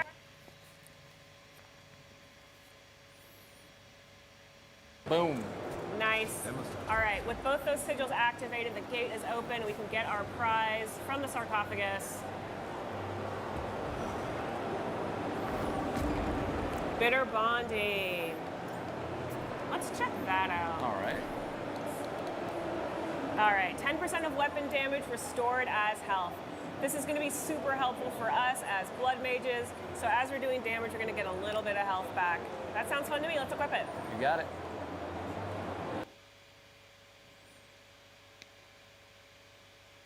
We're near the relic. We haven't seen the expedition team yet, but we might as well pick up the relic while we're here. There's the relic. It's really shiny. It can't be as easy as just grabbing it. Ooh, but I don't think the ruins liked us taking that relic. So we've had a bit of an earthquake, and it spawned some skeletons. Hello, friends. Hope you're ready for a skeleton fight. Yeah, always ready for a skeleton fight.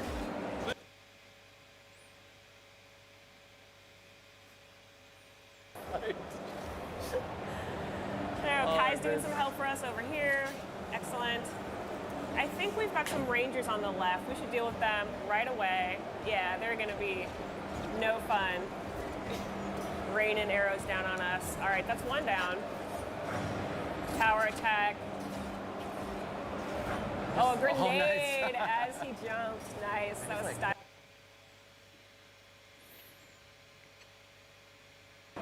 Where'd he go? There he is. Oh, it's this guy. Really, that's why. Oh, it's the fighter. Yeah. Yes, absolutely. We got something for him. All right, so he's got a shield, That wasn't which it. means we're going to need to break his Ah là. defense and do damage to him. Bon. That's why Chris Ok. got a power attack here. Chris is gonna use Kai's companion ability to hit that skeleton, and he's toast. Now we've got a mini boss.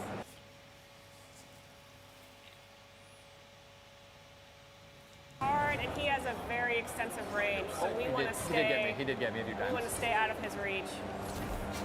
Ooh, it looks like he's being healed. Oh, there's a priest up there. We got to get him right away.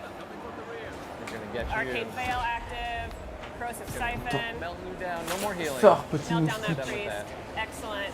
All right, now we can finally do. Excusez-moi, j'ai une mouche dans le studio qui est en train de tourner autour de moi, ça m'énerve. Allez. Oh, putain. Done. He's taking frost damage. Bon. He's frozen now. Maybe he should Ils let sont it en go. train de jouer en live ou juste ils sont en train de parler sur leur gameplay là? J'ai un doute. All right. Ooh, Maybe Kai wants to get in on this dude.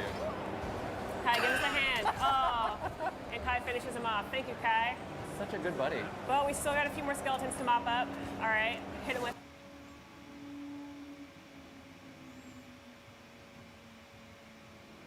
Yeah.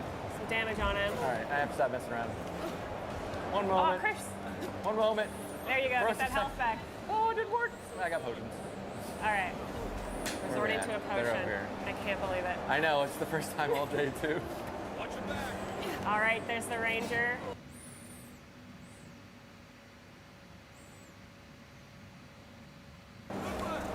Yes, come into my electric pool of fun.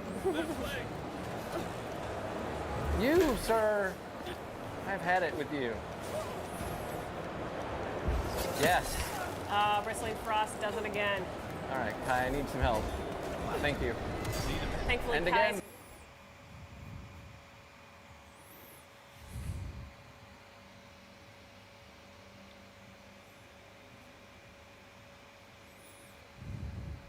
Ah, qu'est-ce qui se passe?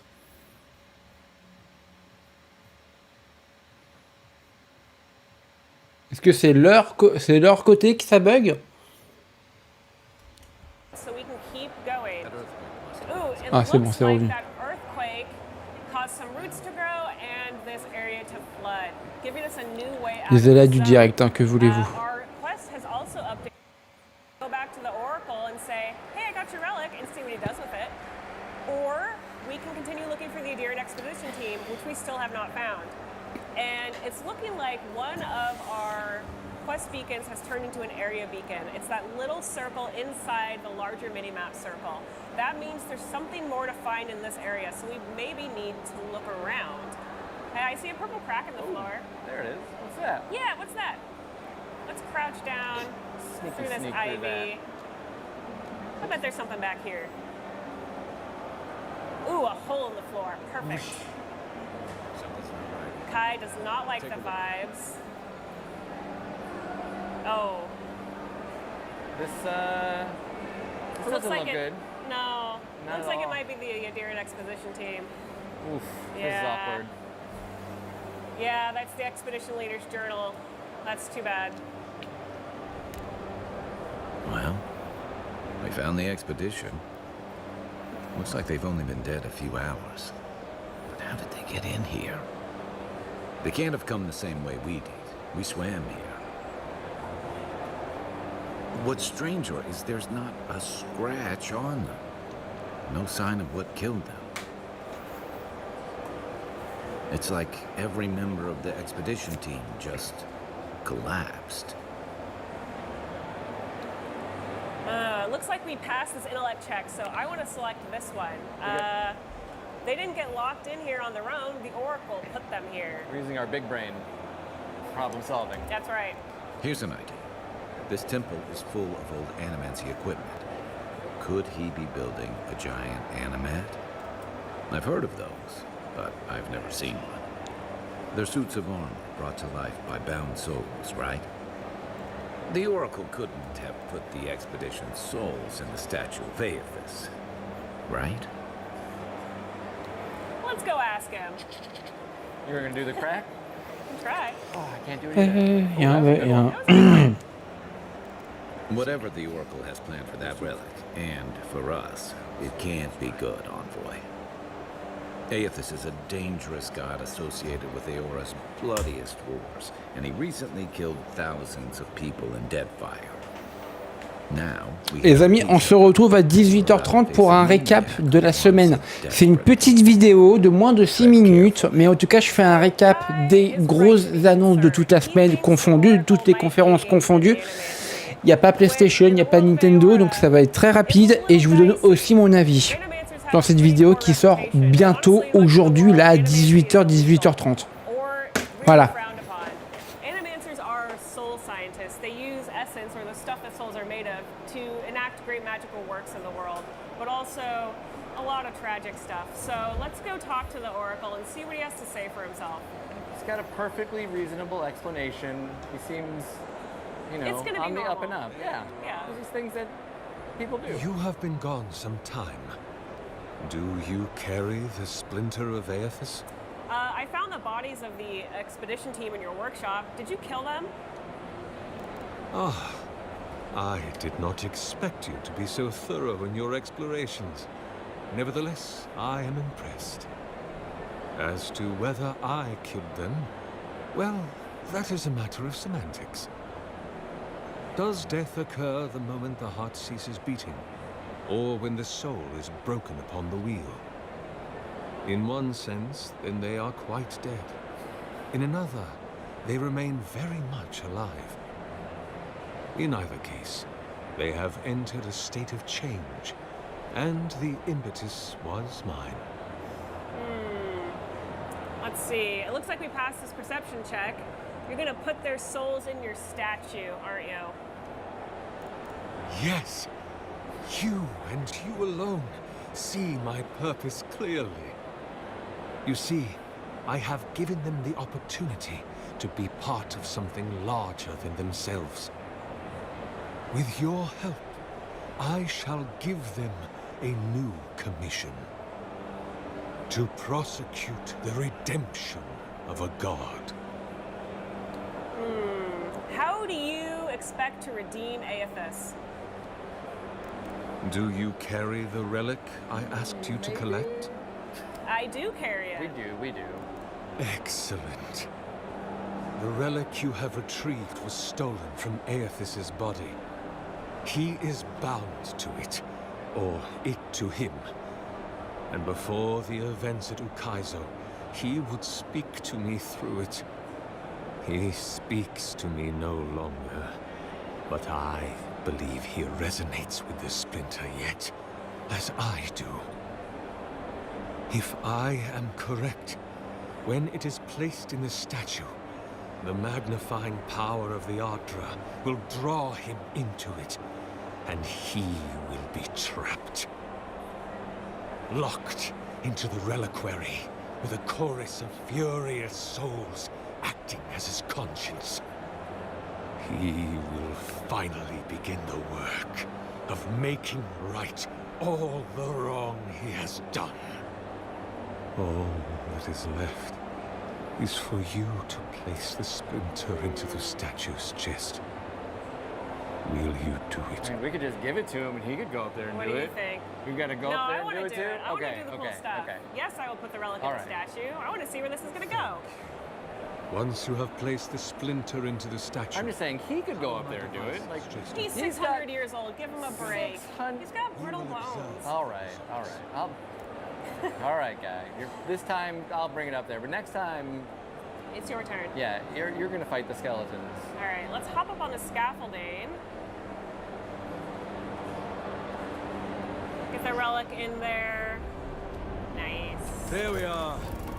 Now, to fill the statue with essence. Do me the honor of pulling the lever, just there. And my lord will All right, let's do return it. to face justice. Any moment. Oh. My god, Aethys. Are you there?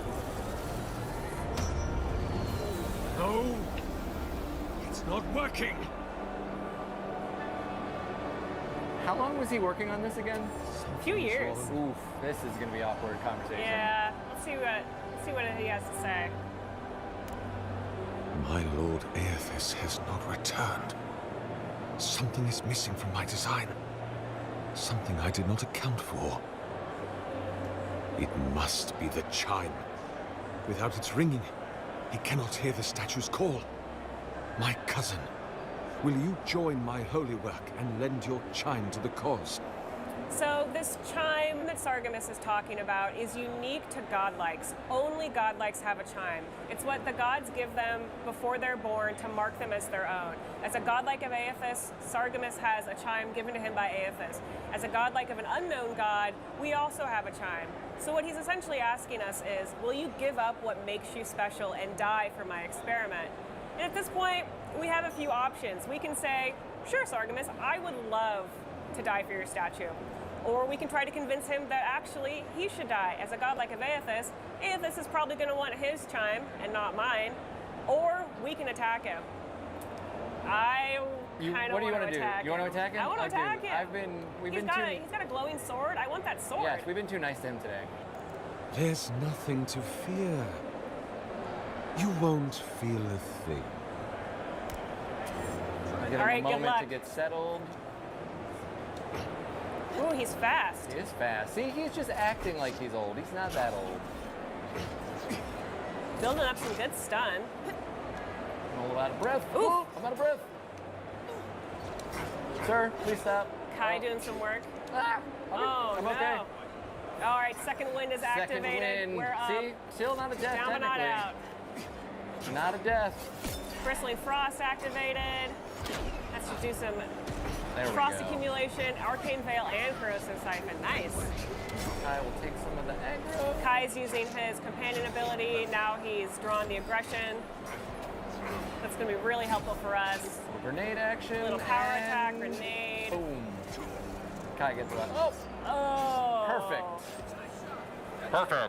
Well done. He'll put that in. Well done. Thank you. Let's loot his body. Yes, definitely. Yeah. All right, he's got a great sword. Last light of day. Can we equip that, please? Of course. Ooh. Beautiful. All right. So that's not the end of this quest, but it is the end of our time together. So thank you so much for looking at Avowed. We were so excited to show this to you, and we hope you play it on February 18th. Thank you so much. Ara History Untold, a 4X grand strategy game spanning the ages, is beautiful to look at, yes, but it's even more fun to play. Here to walk us through this epic world, please welcome Xbox Game Studios executive producer, Matt Turnbull. Matt, thank you so much for joining us today. Hello, thank you so much for having me. I'm so excited to be here. Oh, this is going to be a fantastic segment. How are you enjoying Gamescom so far, though? Gamescom is my favorite event of the year. Agreed. Honestly, it brings so much energy to be able to interact with people who love games, who do those things. The booth we have this year is incredible because It's so detailed and beautiful over there. yeah, we're finally coming out, right? The game is finally ready. It's coming out September 24th. Have to drop the date in there. Check. Yeah, check, done. But the booth has just been a really fantastic experience. Getting to actually let people play hands-on with the game, experience the game. It's the way it was meant to be played, and just feel like they could become a leader. 100%. Well, we're going to do exactly that now. I cannot wait to see this live gameplay demo we're going to do. So I'm going to let you just kick things off, get us into the game, set the scene, and I'll check in when I'll get a little bit nosy. Anytime. You're always welcome. Thank you, Matt. All right. So as you probably know, Ara History Untold is a historical grand strategy game. It bears a lot of DNA from your classic 4X genre and some of the other genres around, historical grand strategy. This is Xbox's first foray into this genre. It's honestly not a genre that we've truly explored, truly gotten into before. We've made, obviously with the Age franchise, with RTS, but true grand strategy, turn-based, is new territory. And luckily, we have this incredible partner, Oxide Games, that has a tremendous amount of experience. People who have worked on almost every great strategy game you've ever heard of or played. And they are such an incredible partner, and we're so excited that we get to help them bring this game to life. Oh, stunning. Okay, so as usual, our first question when we enter a game is, what are we going to be? Who are we? Yes, so right now you can see I've got Shaka Zulu here as the head of the Zulu Empire. He has all these different interesting abilities. We have 10 leaders here at Gamescom. Now, when the game launches, we'll have over 30 leaders available to play from. But we only brought 10 with us to Gamescom this year. So you can fit in the suitcase, I get it, yeah. Exactly. Just gonna make room. So right now, I think for today, though, I will play Nefertiti. Lovely, okay. Why Nefertiti? What's the choice there? So if you look at her different abilities here, you can see things like farms and their upgrades provide additional food per turn. She gets big bonuses if she's next to rivers, as kind of a reference to the work on the Nile. And then as sort of a person who is very famous for being a royal wife and a queen that pushed the religion of the worship of the Aten, the sun, she had this opportunity to have these awesome religious abilities. So when you found a religion with her, it spreads faster and you're able to move it more. And in those early eras, it can be very, very powerful and a really strong source of prestige, which are the points you need to win the game. Interesting. Okay, let's crack on with Nefertiti then. And here we go. This is my favorite bit, map building. What do you suggest we go for today? Well, we've kind of pre-set up a map that we think will be a good show for us. We've got 8 nations on the map. We have average sea level. You can change everything in the game from the temperature, the humidity. The humidity, wow. Even the axial tilt. And so this is one of my favorites because when you imagine, the Earth, you know exactly how it's tilted to the sun, right? So pretend that it was like a planet that was more tilted. In that case, the map it would generate would have a much hotter area, a much colder area, a broader cold area, depending. So it generates all of those things based off of that. Now, you get a deterministic seed, which is basically a number that you could put in, and as long as you have the same options at the same seed, it'll generate the same map, which means that if you fall in love with a map, I fall in love with a map, we can share it. Oh, I love that. Okay, awesome. What was the size of the map we went on here? Because I know, especially when we call this a grand strategy game and referring to some of the other games you've mentioned already, map size and scale and detail is so important. So A, what are we doing today? And B, what options do you have there? Yeah, so honestly, the game has a number of different map options. At its largest map size, you can fit up to 36 nations on there. Whoa. All at once. Goodness and me. Thanks to the power of simultaneous turns, which is one of the unique innovations in ARA, the players are able to all take their action within the time term, whatever the time limit is you set in multiplayer, and then a single player as long as you want, and then you submit the turn, and all the actions resolve simultaneously. And it goes, okay, interesting. And so you can play with 36 players, and it's totally functional. Doesn't feel like it. Yeah. Wouldn't really work to play 36 players one at a time, at a time at a time. Yeah, with a cup of tea, like, come on, lads, I would do the take off thing. for a while, and then come back, and it still wouldn't be my turn. Absolutely. So what's this exposition that we just got at the beginning of? And also, Act 1 is an interesting thing to read. Yeah, so in Our History Untold, the game is broken into 3 acts. Okay. Now, you play the same leader from the very beginning of the game all the way to the modern era. When we say a history untold, what we're talking about is the untold history of this alternate Earth, this alternate life of this alternate ruler. And so you play the same history, you play the same ruler, the same nation. Okay. You take them from the beginning of the first agrarian, the first farms, all the way to the modern era, and even a little bit into the singularity age. Oh, when God. technology Okay, well, comes let's jump in. I want to see this first bit, and I'm picking up on that singularity bit, because that sounds wild. All right, so one of the first things you probably notice is that ARA has a kind of a different presentation. A lot of these games are inspired by board games, hexes, tiles, and I love those. But with Aura, we really wanted to deliver the player fantasy of being a leader of a real world, the choices you make. And so there are things like organic borders, so where the river goes is where the natural borders are. Oh, I love that. And you could do other things like, if you zoom out and look around, sometimes you'll see mountain peaks out in the distance because your people could see those mountains. For right now, though, it looks like we have a nice little temperate forest here, some plains that are lovely. We've got some grains available, and we can zoom all the way down and see. Oh my goodness, you get so close. Yeah, there's some wheat growing over here, and then if I zoom in over here, you can see some rice that I could turn into some rice farms. Over here, it looks like there's some dangerous predators, in this case, some wolves. Oh, interesting.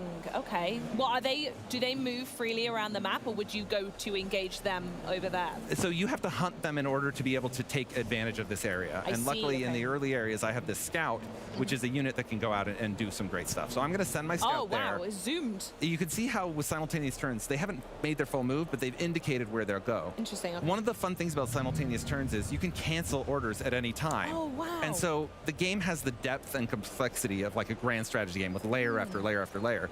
As you set up all your moves, you'll see what all the impact will be, and then you can go, you know what, actually, I'm going to wind it back, and it will go off until you hit end turn. So let's get our scout moving and make one other big decision. À plus d'une heure et demie de live maintenant, 1h53 pour être précis. Et ouais, là on parle de quel jeu là Désolé, j'ai pas vu. Yeah, so the very first thing you have is you have the ability to improve your cities. Now, Aura is a game about people. It's about your citizens. It's about their quality of life, their happiness, their health, their education, and you improve your À mon avis, c'est bientôt la fin, les amis. On est bientôt à la fin. Ça, c'est cool. So the first thing we're going to build is a farm, and that's going to help us with some initial growth. And we have the same strategy here. Yeah, you got to do it. And so especially with Nefertiti, it's just a great option. And so you can see the little ghostly outline is telling me that that'll show up too. And so when I hit next turn now, you see everything begins. My scout makes their move. You can see the people have begun work on their farm. Oh, that's so nice. There are people working away at the thing. Whistling away. Good stuff. Yeah, over here I've got my great hearth, which is sort of the center of our power right now, where our leader lives. Then if I go back over here, I see my scout is over here. Now, I'm going to send my scout to hunt these wolves. Ooh, okay. Hunting a predator is about clearing the lands for you to be able to use. And I'm definitely going to want to build farms over here, with the rivers and Nefertiti's abilities. 100%. Beyond that, when you hunt animals, you also can end up getting some early resources. And so you can see the little guys going in there, getting ready to hunt the wolves. The wolves running away. But the value of this is going to be that I'll send back furs, possibly food, maybe even feasts that could help boost my city's power. So nice. the next thing we're going to do is pick a technology. Ooh, okay. All right, so I'm going to let you pick, right? Oh, Matt. Okay, here we go. I'm sitting straight. Let's hear it. So we're in the ancient history era. Aura is broken into 12 eras across 3 acts. And so right now we have these very early beginning human technologies of being able to make bows, of being able to ferment food into wines and other beverages, being able to do animal husbandry, understand how to raise animals, turn them into meats. So what are you feeling? What are you aiming for? Knowing what you see around you here with the rivers, the water, but also some of those grains, what feels right? Oh, I'm concerned you're setting me up that there's a specific choice here. Based on how many good choices, many options. Based on how I normally play these types of games, and knowing that as soon as possible I want to start rearing animals at a farm, I've already told you what I want to do here, and eventually going into, maybe more scouts and armies and everything like that. I think animal husbandry, for me, is where I want to go. I'm not too fussed on the pottery. We'll get to nice mugs and plates a bit later, but for now, I want cows and I want sheep. Let's do it. And then we should go and take a look, see if we can find some of those things with our scout here pretty soon. I will say quickly, though, on that decision, as it's such an important one you make at the beginning, what's a good option for first-time players? Is it animal husbandry? Is that the route you would typically kind of recommend people go for? Well, honestly, there are a lot of different things you can do. It depends on what your strategy is. You should really pay attention to who your leader is and what their powers are. So if I was playing Shaka Zulu and I was intending to meet my neighbors and go and try and conquer them right away, I might pick archery. But if I was playing as, again, Nefertiti, Nefertiti, I might go for grain storage. Because see, I knew you'd set me up. I went for the wrong one. Or animal husbandry. Because either of those will involve farms that produce more harvest with her that help, especially if I have rivers near me. Okay, but if I was on a coastal island, if I was playing on an archipelago, which I think I pronounced correctly. I think it was good.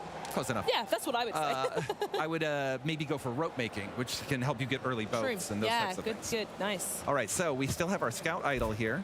We're going to move them out into the wilds. Yeah, let's expand the territory. We see the fog of war everywhere. You've discovered, what's that just down there with all the little pots and pans? Oh, yeah. So these are basically the remnants of forgotten civilizations. Nice. They contain... Stonehenge is just there, is it? Yeah, just an older circle that was made by some nomadic society. And so eventually what will happen is I'll be able to pick those up with my scout. And as I do, we'll be able to discover some things, and those things will possibly help me. So right now, for example, this collected some furs and some statuary. And so now we're going to go ahead and take this stuff. Now, one of the big differentiators for Aura is that it's taken the complexity of a crafting system, but really stretched it out over 12 acts, over the entirety of human history. And so at any given time, you can build these things that you can use as amenities in your cities. For example, because I found some statuary, I can take those old statues, I can put them in my city, and for 10 turns, I'll have additional prosperity.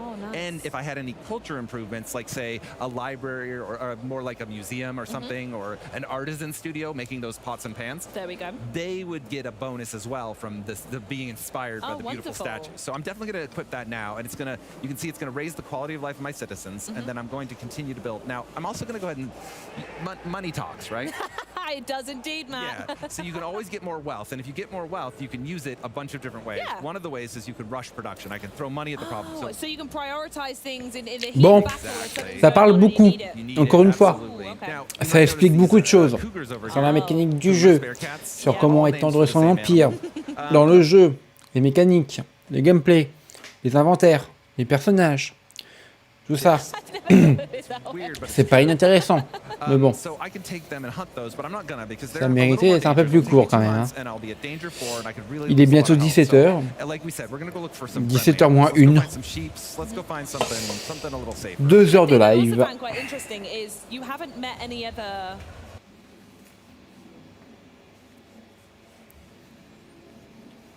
Quite a number of regions. There's a lot to explore. Pressure or instant sort of heat that someone's right next to you and you're fighting for resources. Not necessarily. Is that intentional? There is a bit of an intention to give people a little bit of space at the beginning, but honestly, you can set the game up in so many ways. There's so many options with map generation. You can make a tiny map where everyone is clustered together. You can create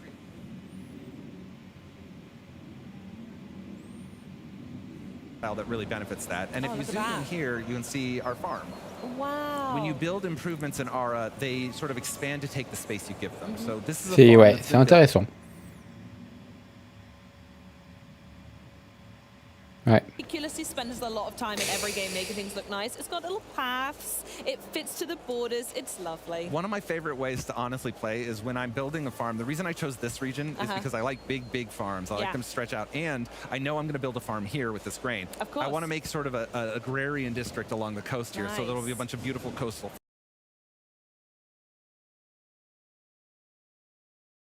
As a sandbox at the lower difficulty settings, and really just build, you know, the nation of your dreams. And I suppose the most important question is, what's all this worth? What is the end of the game to conquer and wipe everyone off the map, or is it to have the most farms and to have killed the most cougars? Totally valid question. It's really good. To win an Aura History Untold, your goal is simply to become the most prestigious nation on the planet. You want to earn the most prestige. You want to be a nation that is known to the ends of time and that everybody will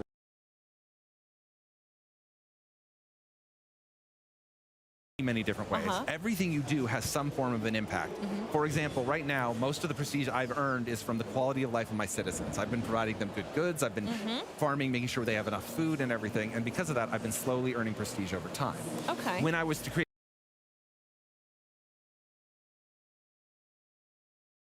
powers which are called verses in the game, which give you new abilities, the more of those that I have and the more that I can convert other nations to my religion, the more prestige I would gain from that.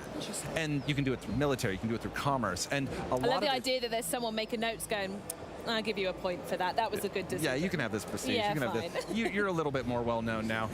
One of my favorite things about the prestige system is you can pivot over time. Okay. In the first act, we've never. In the early medieval ages or something, I'll rush iron and rush into swordsmen and rush into knights and try to do some conquering. And then as I get into the third act, maybe I'll start producing masterpieces. Oh, okay. But you can do all of these things, and then you end up in this stack with the other. You can understand how you're earning prestige and where it's coming from, and how you maybe could be doing better. One of the other innovations. Forgettable. Very sad. Oh my! If I ever find myself. At the I end, can boot up a new go and start again. Always, but also at the end of every act, the forgettable nations are actually culled from the game.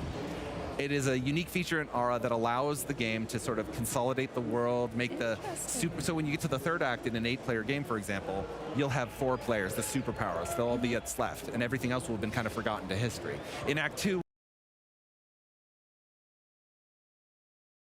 Findings, all the ruins of their nations, all the stuff that was left behind, and people will be in that kind of age of exploration. Wow, okay, I love that. So what I want to do now is a little birdie told me that you've actually prepped Act 2. Where are we going to be checking out now? All right, so we're going to go into a Act 3 save that was done where I was playing as Joan of Arc, Fun. Jeanne d'Arc, nice. who is plays as one of the rulers of France.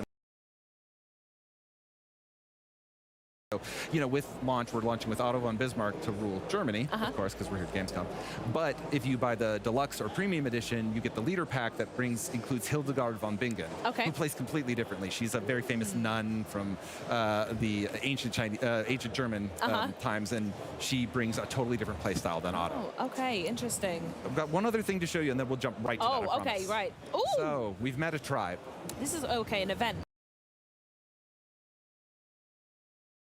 They are these small nations. They're named after whatever the region is. So they're sort of inspired by real tribes, but there aren't any actual real individual tribes. They're just made up for that.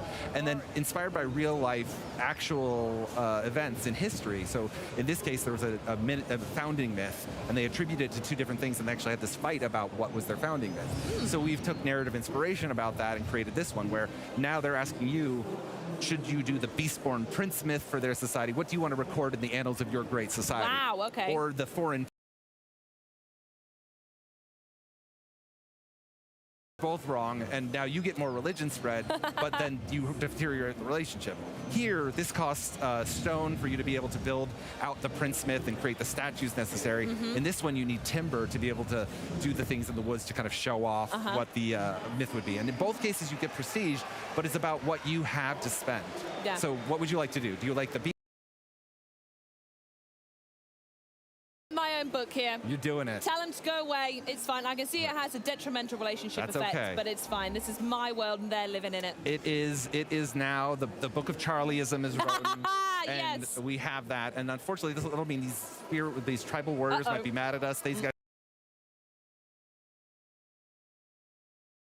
So good. Right. We don't have to deal with them because we're me to the future. We're going to go to another game. So this is in a bit of a war-torn world. It's in the information age, but some things have fallen behind a little bit because of the amount of war, and now it's kind of settled into sort of a firm Cold War state.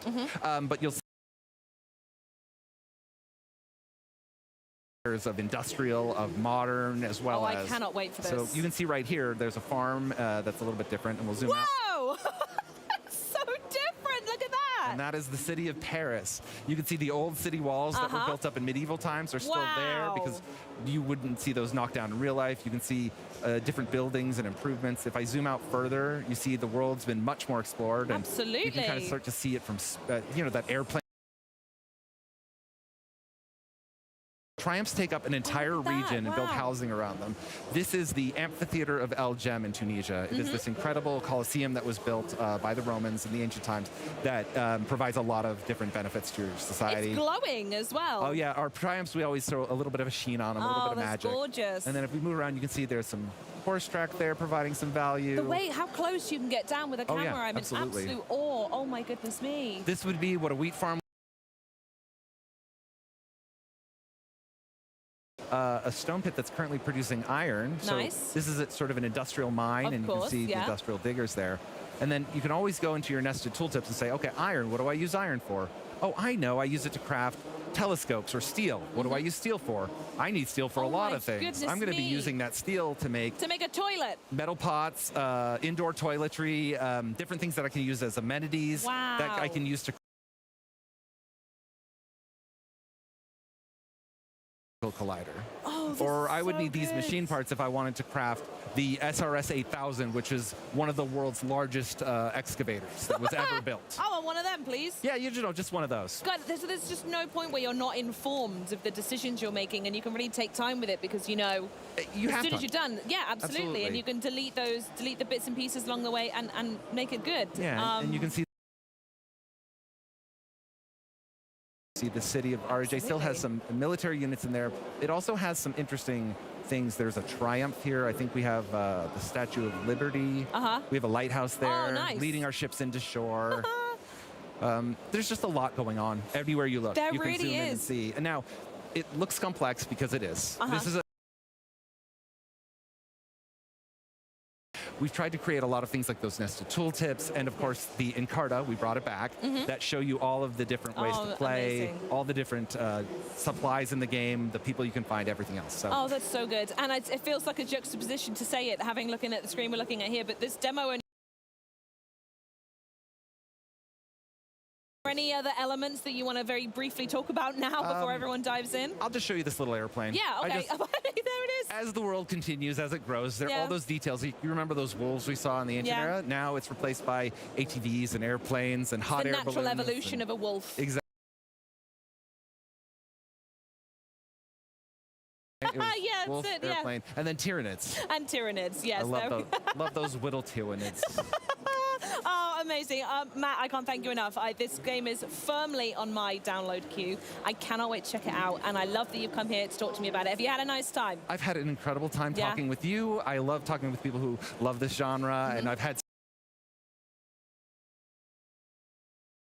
weekend. I'm going to be in the booth and talking to all the fans and the players, and I can't wait for it to come out on September 24th. You can pre-order it now. You can wishlist it. It's day one in PC Game Pass, of course. Amazing. Another check. Good job. Thank you, Matt. Wonderful. Well, thank you so much once again. You can get your hands, just as he said, on September 24th on PC Game Pass.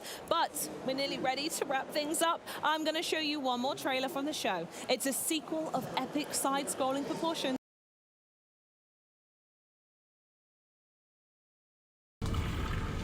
Bon, bah ça a l'air sympa plutôt ce Hara History Untold, donc pourquoi pas. Alors, Tales of Iron 2.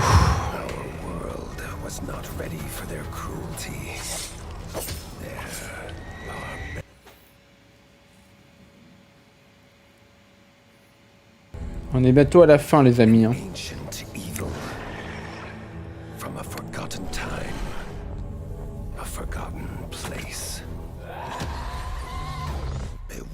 Devils. They feast without fill, kill without reason, and will not stop until the world burns in blood.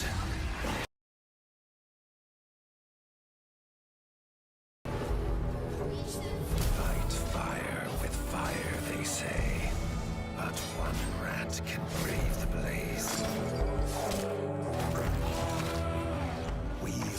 Flame with a bloodlust even greater than their own.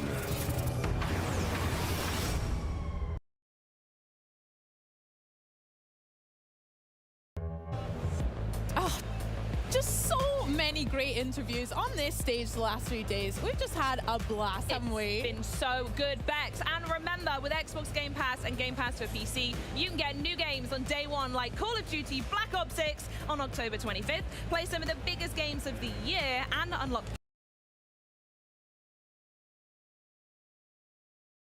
now and get your first month of PC Game Pass for $1 or €1. This offer is not going to last long though, so you need to act now.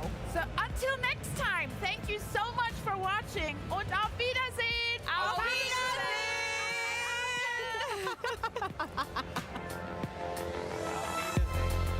Ah bah c'est fini.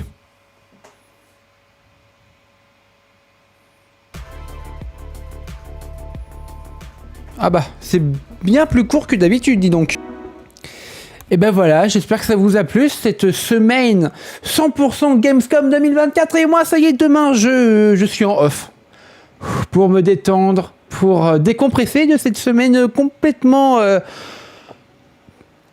voilà. Merci d'avoir suivi tous ces lives avec moi. Alors oui, on n'était pas 40 en simultané, on était une dizaine, une vingtaine, voire même. Mais on était là, on était bien. Allez, ciao tout le monde les amis, prenez soin de vous. Au revoir.